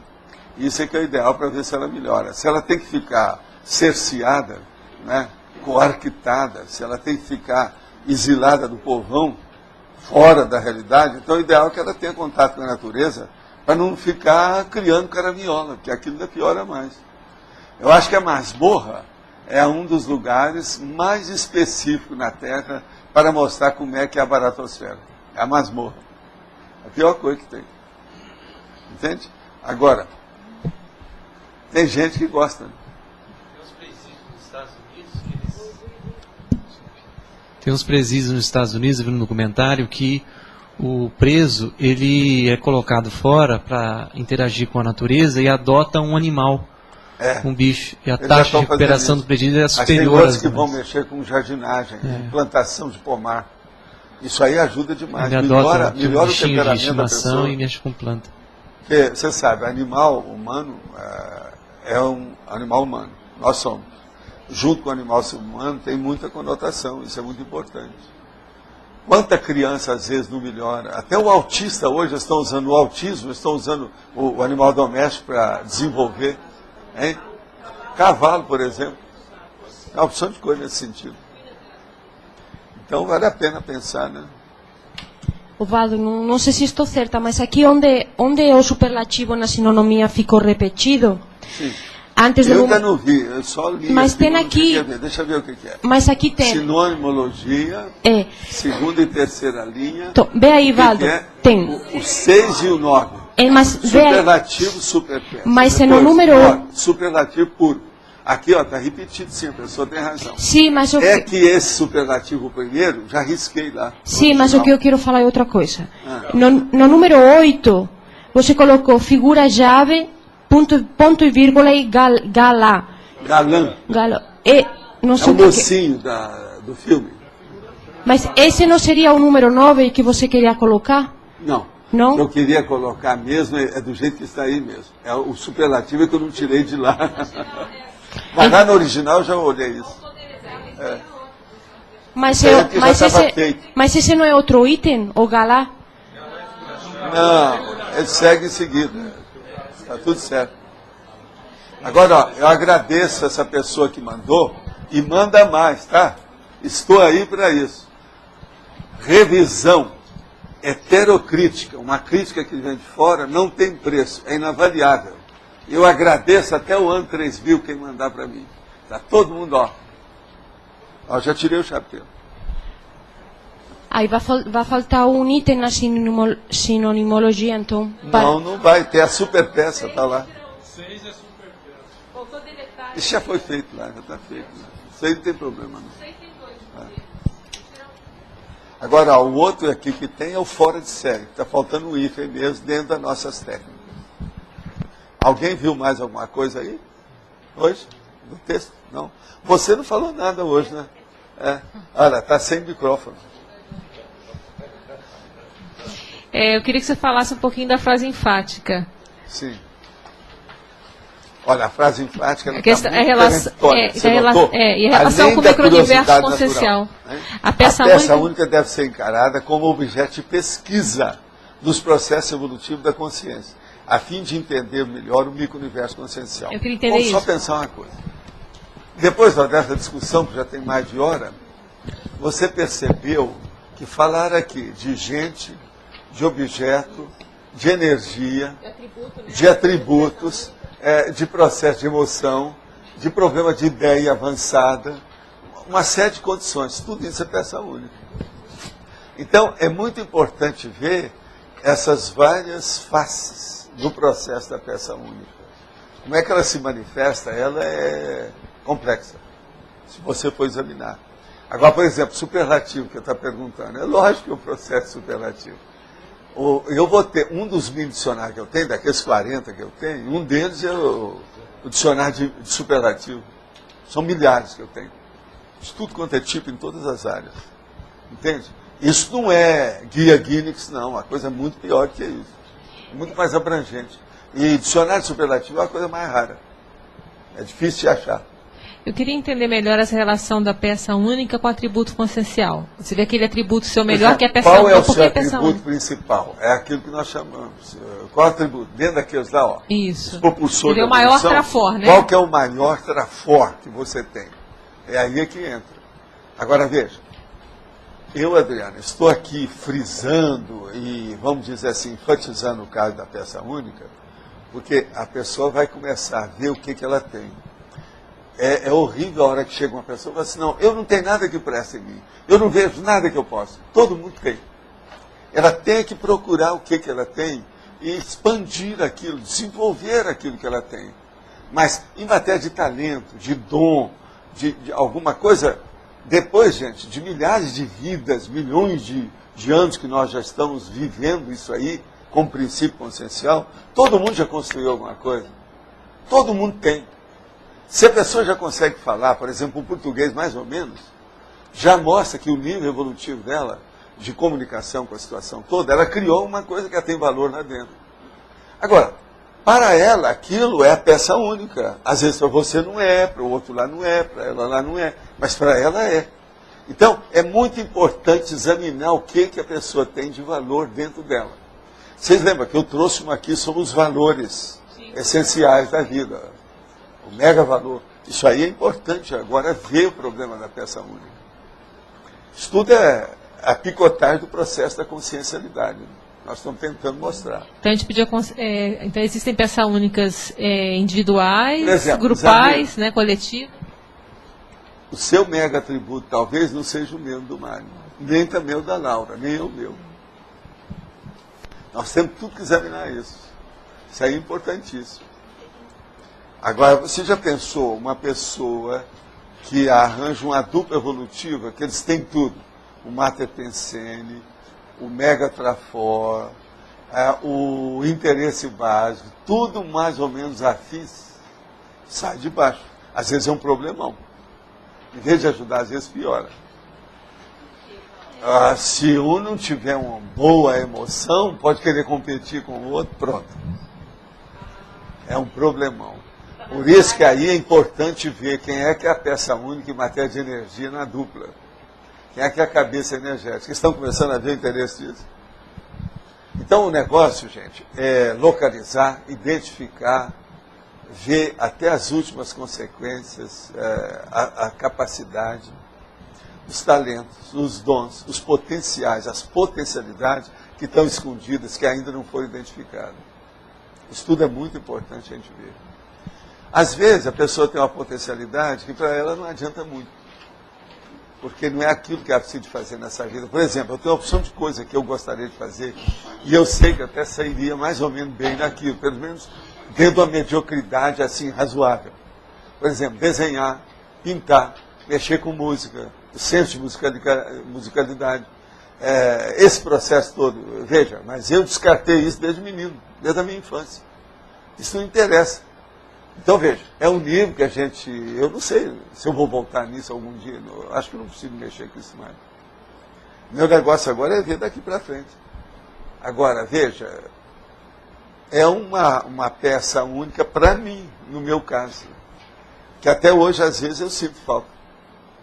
Por exemplo, o processo de você desenhar, fazer um esboço, um milhão de coisas, eu tenho uma verdadeira compulsão se deixasse por mim. Está entendendo? Mas eu não mexo com isso, vocês não veem fazer isso aqui. Agora, é tanto que eu cheguei a receber até psicograficamente uma opção de coisa de desenho, você sabe, E vinha a história. Vinha a história na sessão pública. E para mim era muito interessante. Teve um deles que eu guardei, porque estava um negócio lá que estava indicando uma coisa que podia acontecer. E acabou acontecendo. Eu desconfiei do negócio, guardei comigo, não mostrei o que era. Agora, às vezes, chegava as coisas mais absurdas aparecendo no desenho. Então, por exemplo, porque aquilo vinha rápido, eu nem via o que era direito. Quando eu olhava, ia ver. Uma vez eu vi que tinha uma cadeira, sem ninguém. Você está entendendo? A cadeira, tudo desenhada, você via direitinho que é uma cadeira, tudo certinho, e como se tivesse. Aí o povo foi interpretar o que era aquela cadeira, que não tinha nada. Aí o outro falou assim, é o serenão. Ele passou por aí, ninguém viu. Sempre sentado na cadeira. Eu dei como se fosse hoje o negócio. Eu já falava nisso com alguns dos meus amigos. Mas tinha um monte de desenho dele. Mas, Valdo, explica melhor essa questão que você falou, que às vezes você tem verdadeira compulsão por desenhar. Que eu não entendi isso aí, porque você... eu tenho compulsão. Não, quem é que não tem? Tem alguém aqui que não tem compulsão? Sim, levanta a mão que eu quero ver, porque deve ser o serenão. Mas você que vive falando para a gente que a gente tem que sair do processo artístico para o mental somático. É o que eu estou fazendo. Você está totalmente no nível mental somático. Como é que você ainda pode ter uma compulsão por desenhar? Parece, né? Eu tapeio bem, né? Mas se deixar por mim... Vem cá. O que é que eu te mostrei sobre aquele filme? Aquilo não é arte pura? E não te ajudou? Bonito. Eu não desprezo nada disso. Eu estou sempre aí de olho. O que é que eu estou falando desses filmes aqui? Olha esse filme aí, Os Destinos Cruzados. Olha o que é. Eu não mostrei o filme, todo você viu.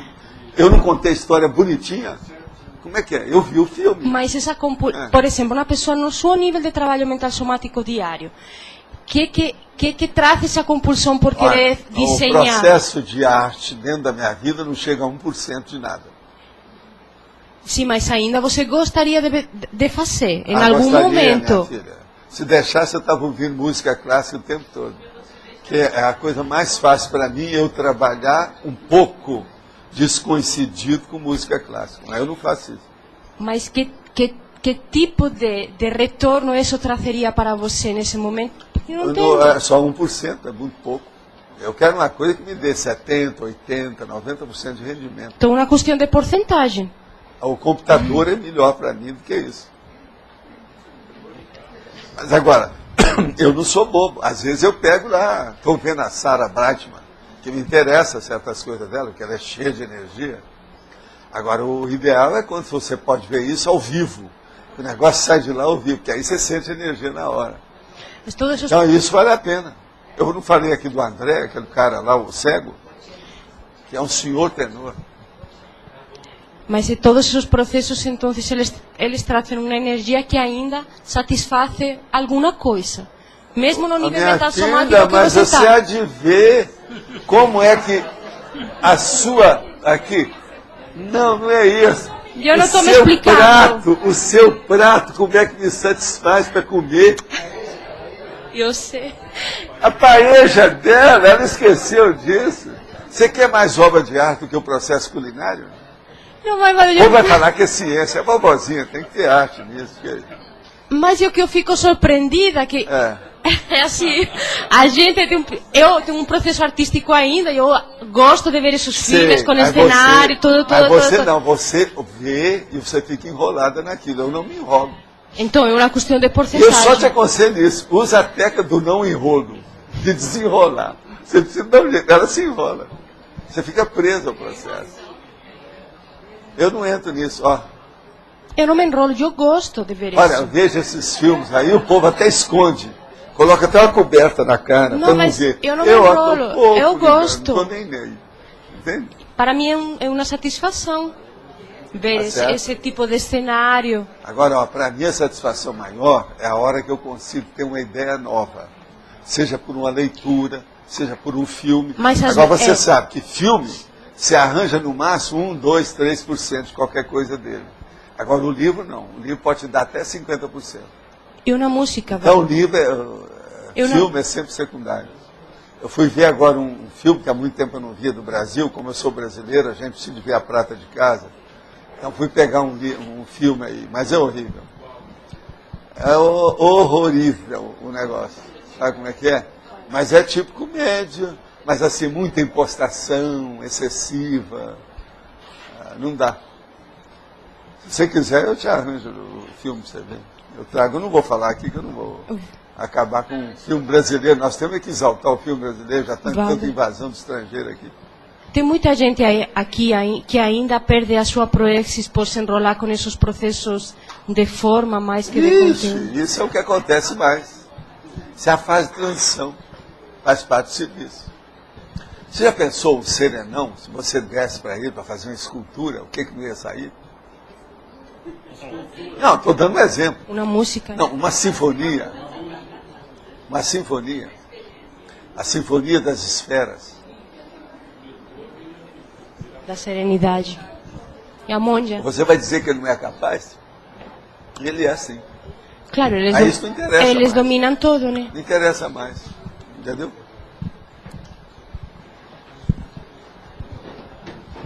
Valdo, na criação, por exemplo, no processo da criatividade, da heurística, da descoberta, já tem um conjunto de peças únicas também que a pessoa conseguiu unir para extrair uma ideia original. Então, segundo a sua observação, dentro daquela mega escala de prioridades pessoais, aquela escala que você estava falando por esses dias, se orientar por peças únicas no cotidiano não é de exclusão que eu estou falando, eu estou usando o termo da originalidade. Da peça a exaltação. Desde que ela seja funcional. Prática. Ela não pode ser disfuncional. Entendi. O disfuncional é aquilo que o nosso amigo lá estava falando. Entende? Por exemplo, um processo que seja bélico, alguma coisa nesse sentido, um problema de desvio, a desviologia. Ela não pode ser disfuncional, ela tem que ser fisiológica, evolutiva. Esse aqui é o caminho. Entendi. Entende? Agora, as peças únicas a gente tem que também saber. Tem pessoa que às vezes não dá valor para o que tem. Inclusive de objetos assim valiosos. Ela não dá valor porque não sabe nada daquilo. O que eu já vi nisso aí, é muita gente assim. Outra coisa, para descobrir esse processo das peças únicas, o ideal é a pessoa ser o expert dentro daquela linha que ela procura. Quanto mais ela seja um juiz para julgar e selecionar e fazer a triagem do material, mais ela vai ganhar com isso. Eu ganhei demais na procura de livro, de selo, de moeda, de obras raras, porque eu comecei a estudar isso tudo junto com gente que entendia. E comecei a anotar. A minha memória me ajudou muito. De vez em quando eu descobri umas coisas. Eu já falei aqui o caso daqueles selos, que eu estava precisando de dinheiro, a situação estava até precária, e eu queria precisar uma opção de coisa. Então eu fui lá para ver no apartamento do meu amigo, que tinha uns livros lá, e eu fui para comprar os livros. Aí quando eu olhei num lado assim, eu estava assim, isso tudo aqui eu vou dar fora.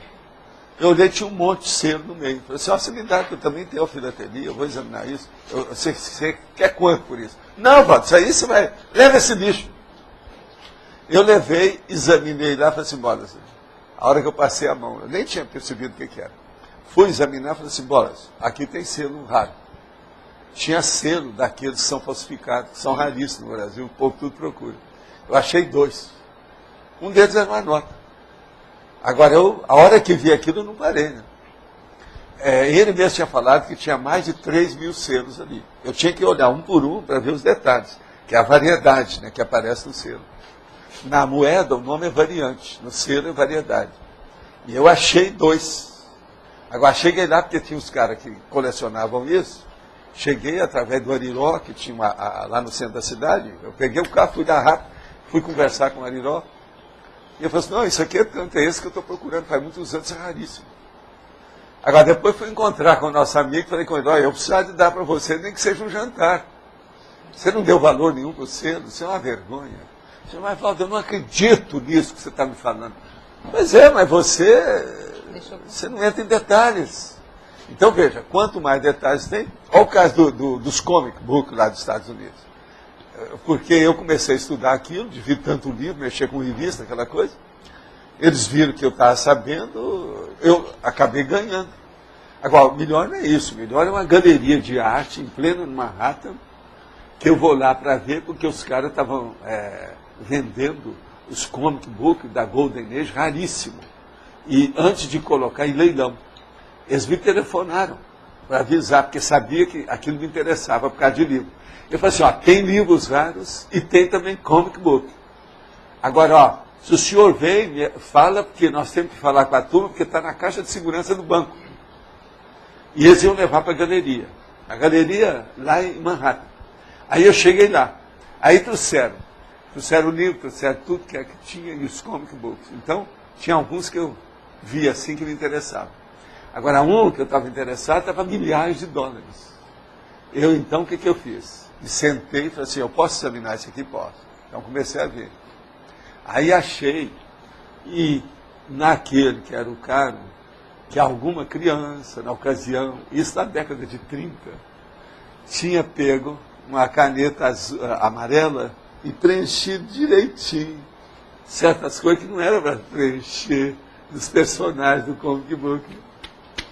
Eu chego para ele e falo assim, ó, o que está me interessando mais é isso aqui, mas sinto muito, mas isso não dá.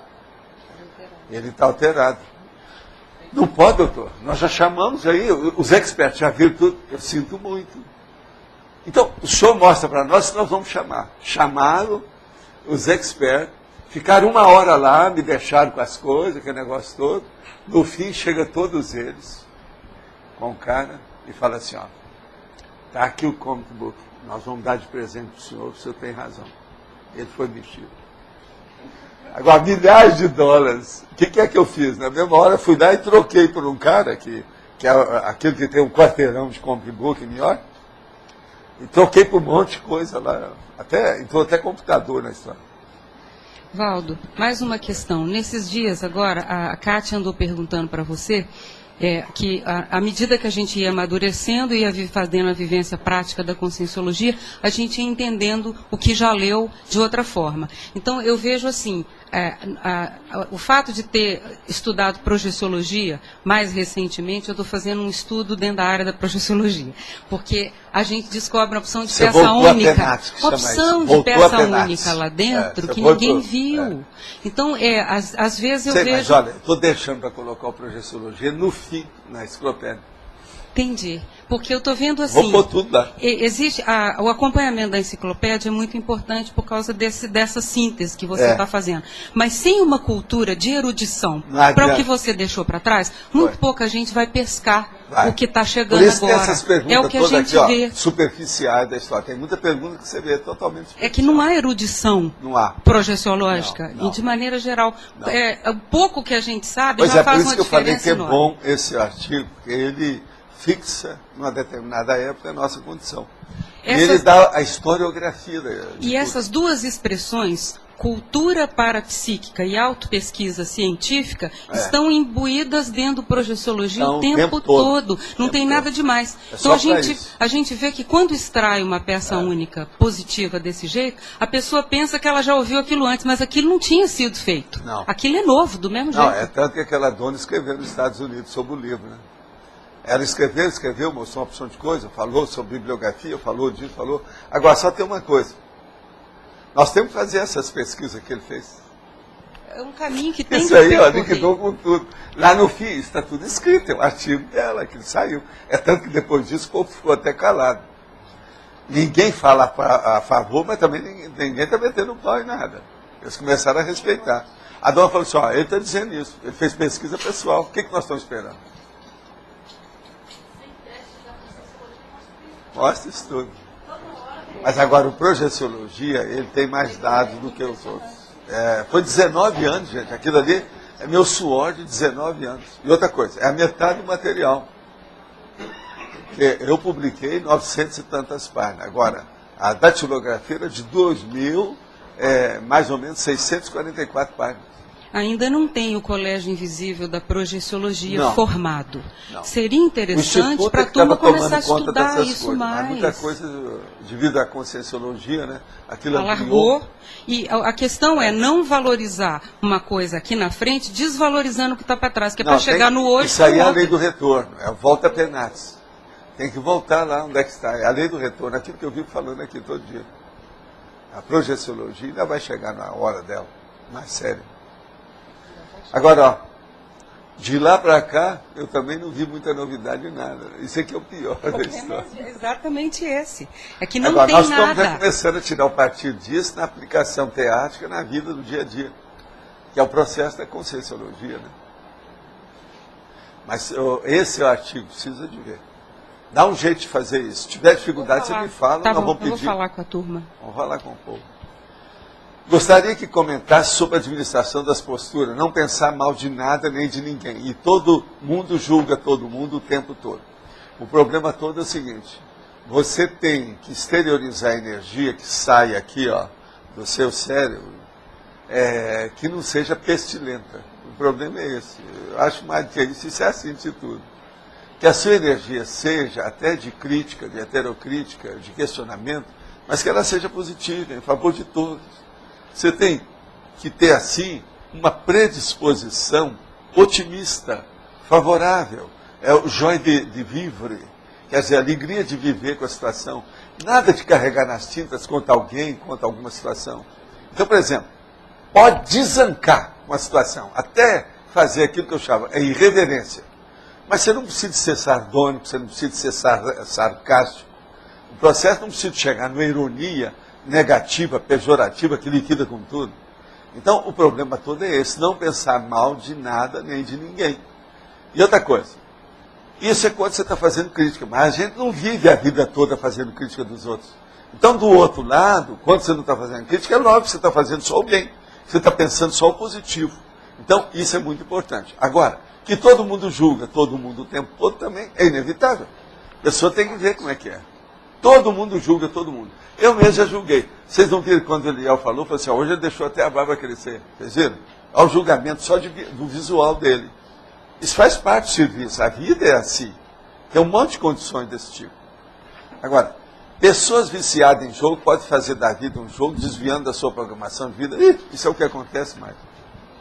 É a ludopatia. É uma loucura. Tem muita gente que perde a vida aí devido ao baralho. É o carteado. Professor, agora quanto à peça única, eu estava comentando antes que tu consegue não se enrolar com o processo artístico. Agora, se tu tivesse que usar, por exemplo, não nessa vida em outra, o processo artístico, como que tu faria para não se enrolar nisso? Eu ia ver qual que é o essencial da minha vida, qual que é a minha meta, o que é que eu pretendo, qual o objetivo. Então aí eu olharia isso. Outra coisa, a maioria dos artistas tem certos problemas, principalmente de desorganização. Você, por exemplo, você é um grande artista, história em quadrinho, mas você é desorganizado. Você reconhece? Você veja bem. Então, o seu trabalho está aí. O que você está fazendo para fazer isso? Eu te falei isso desde o início. Agora, você começou a fazer o seu trabalho, já está encaminhando para isso. Como você é novo, eu acho que você é promissor. Eu confio que você vai superar isso tudo. Agora, a sua desorganização, ela é óbvia. Ela afeta você em tudo. Agora, você pensou quantas vidas você não tem sido artista? Já pensei. E você é o seguinte, a gente não vê má intenção em nada. Mas vê enganos, equívocos, demais. Dentro do processo de mexer. É no serviço, no modo de ser, na coisa que você faz. Você esquece da lacuna. Não é assim? Sim. Mas... Você mesmo já viu isso, você está sabendo da história. Então, veja, na sua idade, você está com tudo, você está com o diagnóstico, o que você precisa de fazer. E o trabalho também que você está fazendo. Ele está fazendo, gente, levantamento de história em quadrinhos sobre as nossas coisas da consciência. E ele desenha muito bem, ele é bom, ele está com tudo atualmente. Ele só não entendia as minhas partes históricas de gibi. A hora que eu fui mostrar para ele, o gibi técnico caiu das nuvens.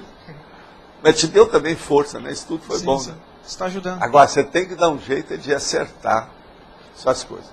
Eu acho que você deve arranjar alguma coisa que você pode fazer sem mexer nas outras pessoas. E isso pode te ajudar. Para você, porque se você errar, só afeta você. Mas um trabalho que vai ajudar os outros. Mas sem mexer com os outros. Se enrolar com os outros, o seu processo de arte vai criar problema para você. Eu tenho mais facilidade mesmo para trabalhar assim, sabe? Pois é. Eu consigo Pensa manter meu nisso. ritmo, né? Você mantém o ritmo. Sim. Agora, fora, você dispersa. Sim. Agora, veja, quantas vezes eu já falei aqui sobre a síndrome da dispersão consciencial. O artista. Eu vivo falando isso aqui porque é muita gente que é assim. Agora, ele é um protótipo disso, mas ele é bom. Porque ele não tem má intenção, ele tem equilíbrio, ele é bom no material que ele fabrica na coisa. Agora, já descobriu e reconhece, quer dizer, ele aceita que precisa combater isso. Ele tem tudo. Você vai servir de exemplo um monte de gente aqui com o tempo. Mas e Pedro? Entendo. Nesse processo da dispersão que eu percebi é a falta de motivação, né? Por exemplo, a pessoa ela começa a ter motivação só para uma área, dispersa quando vai ter que fazer Mas esse outra. é o processo artístico. Isso aí não é bem isso, não. O problema mesmo é de falta de auto-organização, de disciplina. O artista é muito difícil acertar o passe dele. Sim. Entende? Por sinal, esse filme brasileiro aí que eu falei é justamente isso. É uma dona que era produtora de filme. Então ela é atrapalhada. Artista clara, bem clara. E escolheram uma dona bem específica para isso, sabe? Inclusive, aquela Orósio aparece lá como pontinha no filme. Só pontinha, é a Ana Paula. Valdo, mas o processo artístico em si ele já é uma drogadição, né? É uma dependência química. Total. Porque eu observei ao meu outra redor, coisa, meus até colegas... a arte é assim. Ela a pior coisa. Ela é drogadição. A chamada arte maior, que é a música clássica, por exemplo, ela também é assim. O negócio é impressionante. Agora, eu vejo que isso tem conserto, e a maior prova que tem conserto é a orquestra. A hora que eles conseguem colocar aquelas dezenas de pessoas, tudo harmonizado, para ver, tudo é impressionante. Eu acho o máximo o processo da orquestra sinfônica, quando ela é bonitinha, certinha. Agora, a gente vê, né? Por exemplo, esse cara aí da Sarah Brightman, o tal que cuida lá, que é aquele Melting Pot Café, que é o nome. Isso em New York, até no ano 2000 eles fizeram. Então aparecia as Torres Gêmeas. Depois disso parece que pararam, eles não faziam do jeito que era. Porque liquidaram com aquilo tudo. O cenário aparece lá durante 1 hora. As Torres Gêmeas com o negócio, porque foi tudo junto. E aquilo começa de dia e acabava de noite. Mas esse maestro que dirige as coisas, piradinho. Pirado total. Pelo entusiasmo dele, naquela condição. A impostação do artista, sabe? Aquilo que passa da conta. Entende? Agora, é um canastra, né? Como regente, é um canastra total. Mas ao máximo. A música saiu direitinho, a turma é boa. Então, mascara bem, né? Mas agora, você já viu esse programa? O Melting Pot Café. E vi também aqueles a concertos Sarah Brightman deles. aparece ele muito lá. Agora, essa Sarah Brightman, ela parece uma extraterrestre, né, Valdo? Ela não Ela parece total, gente humana. Ela não é humana. Total, não é isso. Ela é um psicossoma. Ela é um Tudo é psicossoma ambulante nessa dimensão. É uma coisa estranha. A Sarah Brightman é isso. Agora, a hora que ela começa a mexer com o processo de energia, que ela faz assim, ó, sai de baixo. Não é de aquela energia. É Me dava até pena, porque esse nosso tenor lá, para mim, é um dos maiores vivos atuais, esse cego. Como é que é o nome? Andrea Bocelli. Fala devagar, porque senão ele não escuta. Andrea Bocelli. Isso, Bocelli. Andrea Bocelli. Agora, o que se passa? Ele, às vezes, vem com a Sarah Brightman, ela engole ele. Ele traz uma outra dona, que é uma soprano, fora de série, ele engole ela. Você vê direitinho, quase não tem jeito. Agora, a Sarah, por causa do processo, não é bem só a música. No Brasil, ela me lembra muito uma pessoa que eu conheci, que eu acho que você também conheceu, a Maísa Matarazzo. Nossa, muito A Maísa era aquilo em ponto menor, mas a energia dela era daquele jeito. É a criatividade. Você sabe que a Sarah Brightman, ela não segue música nenhuma, nem clássica, nem semiclássica, nem popular. Ela faz o negócio dele e ele segue. Você sabe que é assim, né? A Maísa era a mesma coisa. Meu mundo caiu. É aquele negócio. Isso é impressionante. Eu conheci a Maísa de perto. O negócio pela energia. O Chico queria que eu conhecesse, por isso que a gente foi ver a Maísa com calma. Ele queria vê-la. E eu falei assim, essa dona tem muita energia. Eu já vi a situação dela, ela tem muita energia. E realmente, nós fomos ver. Agora, coitada, ela morreu aqui lá, foi por causa da energia também, você sabe, né? Aquele negócio de abater lá na murada lá. Foi Marco Peccar, artista. Eu vi vários artistas que eu conheci que tiveram Marco Peccar. Vários. Agora, gente, eu queria saber o seguinte, ainda tem mais uma pergunta aqui. Não vi minha pergunta esclarecida. Se a consciência é única, quem a criou? Ou talvez eu não tenha compreendido quando respondeu. Olha, eu quero lembrar para você o seguinte. Existe um negócio que eu já escrevi que chama Primo Pensene. Procura aí dentro dos verbetes que você vai encontrar o que é. A turma da Aracê tem isso tudo lá. É só perguntar para os professores que eles vão te dar o que é o Primo Pensene. Primo Pensene é a causa primária. É no caso, é o primo mobile. É o primeiro movimento, a primeira inteligência, a causa primária. O povo então chama isso de Deus, Jeová, Alá e outras coisas. Eu acho que isso tudo é besteira. A gente não deve perder tempo com esse negócio de Deus nem nada, não. Por quê? Mesmo essas consciências que são mais evoluídas, igual, por exemplo, a evoluciólogo, um serenão, eles também não sabem como é que foi a causa disso, não. Daqui a alguns milênios, sei lá quando, nós vamos ter uma ideia disso. Por enquanto, nós somos apenas formiga dentro desse pomarzão e dessa mata fechada. Vamos ver o que é que vai dar. Isso chama mateologia. Qualquer coisa pega no dicionário e vê o que é mateologia, para a gente entender. O outro nome é Primo Pensene. Isso vai ajudar a clarear um pouco. Agora, gente, nós hoje não temos aí a nossa votação. Agora, amanhã, como já disse a Laura, é a manutenção dinâmica. Eu quero perguntar para você se tem algum recado mais para dar, qualquer coisa. Pessoal, temos um recado da... Você quer falar alguma coisa? Não? Um recado da Rose para dar. Tem alguém mais que queira dar recado hoje? Não? Então tem 5 minutos você para dar recado. Tenho 5 minutos? Tenho 4 minutos. Então vou convencer todo mundo a participar do curso. 5 minutos falando. Bom, pessoal, a gente gostaria de convidar vocês para o curso inédito que vai estar sendo realizado no dia 19, 20 e 21 de abril aqui no CAEC. É o primeiro curso que está sendo estabelecida uma parceria com a Nova IC, com a Pré-IC de autores, né, de escritores da Conscienciologia.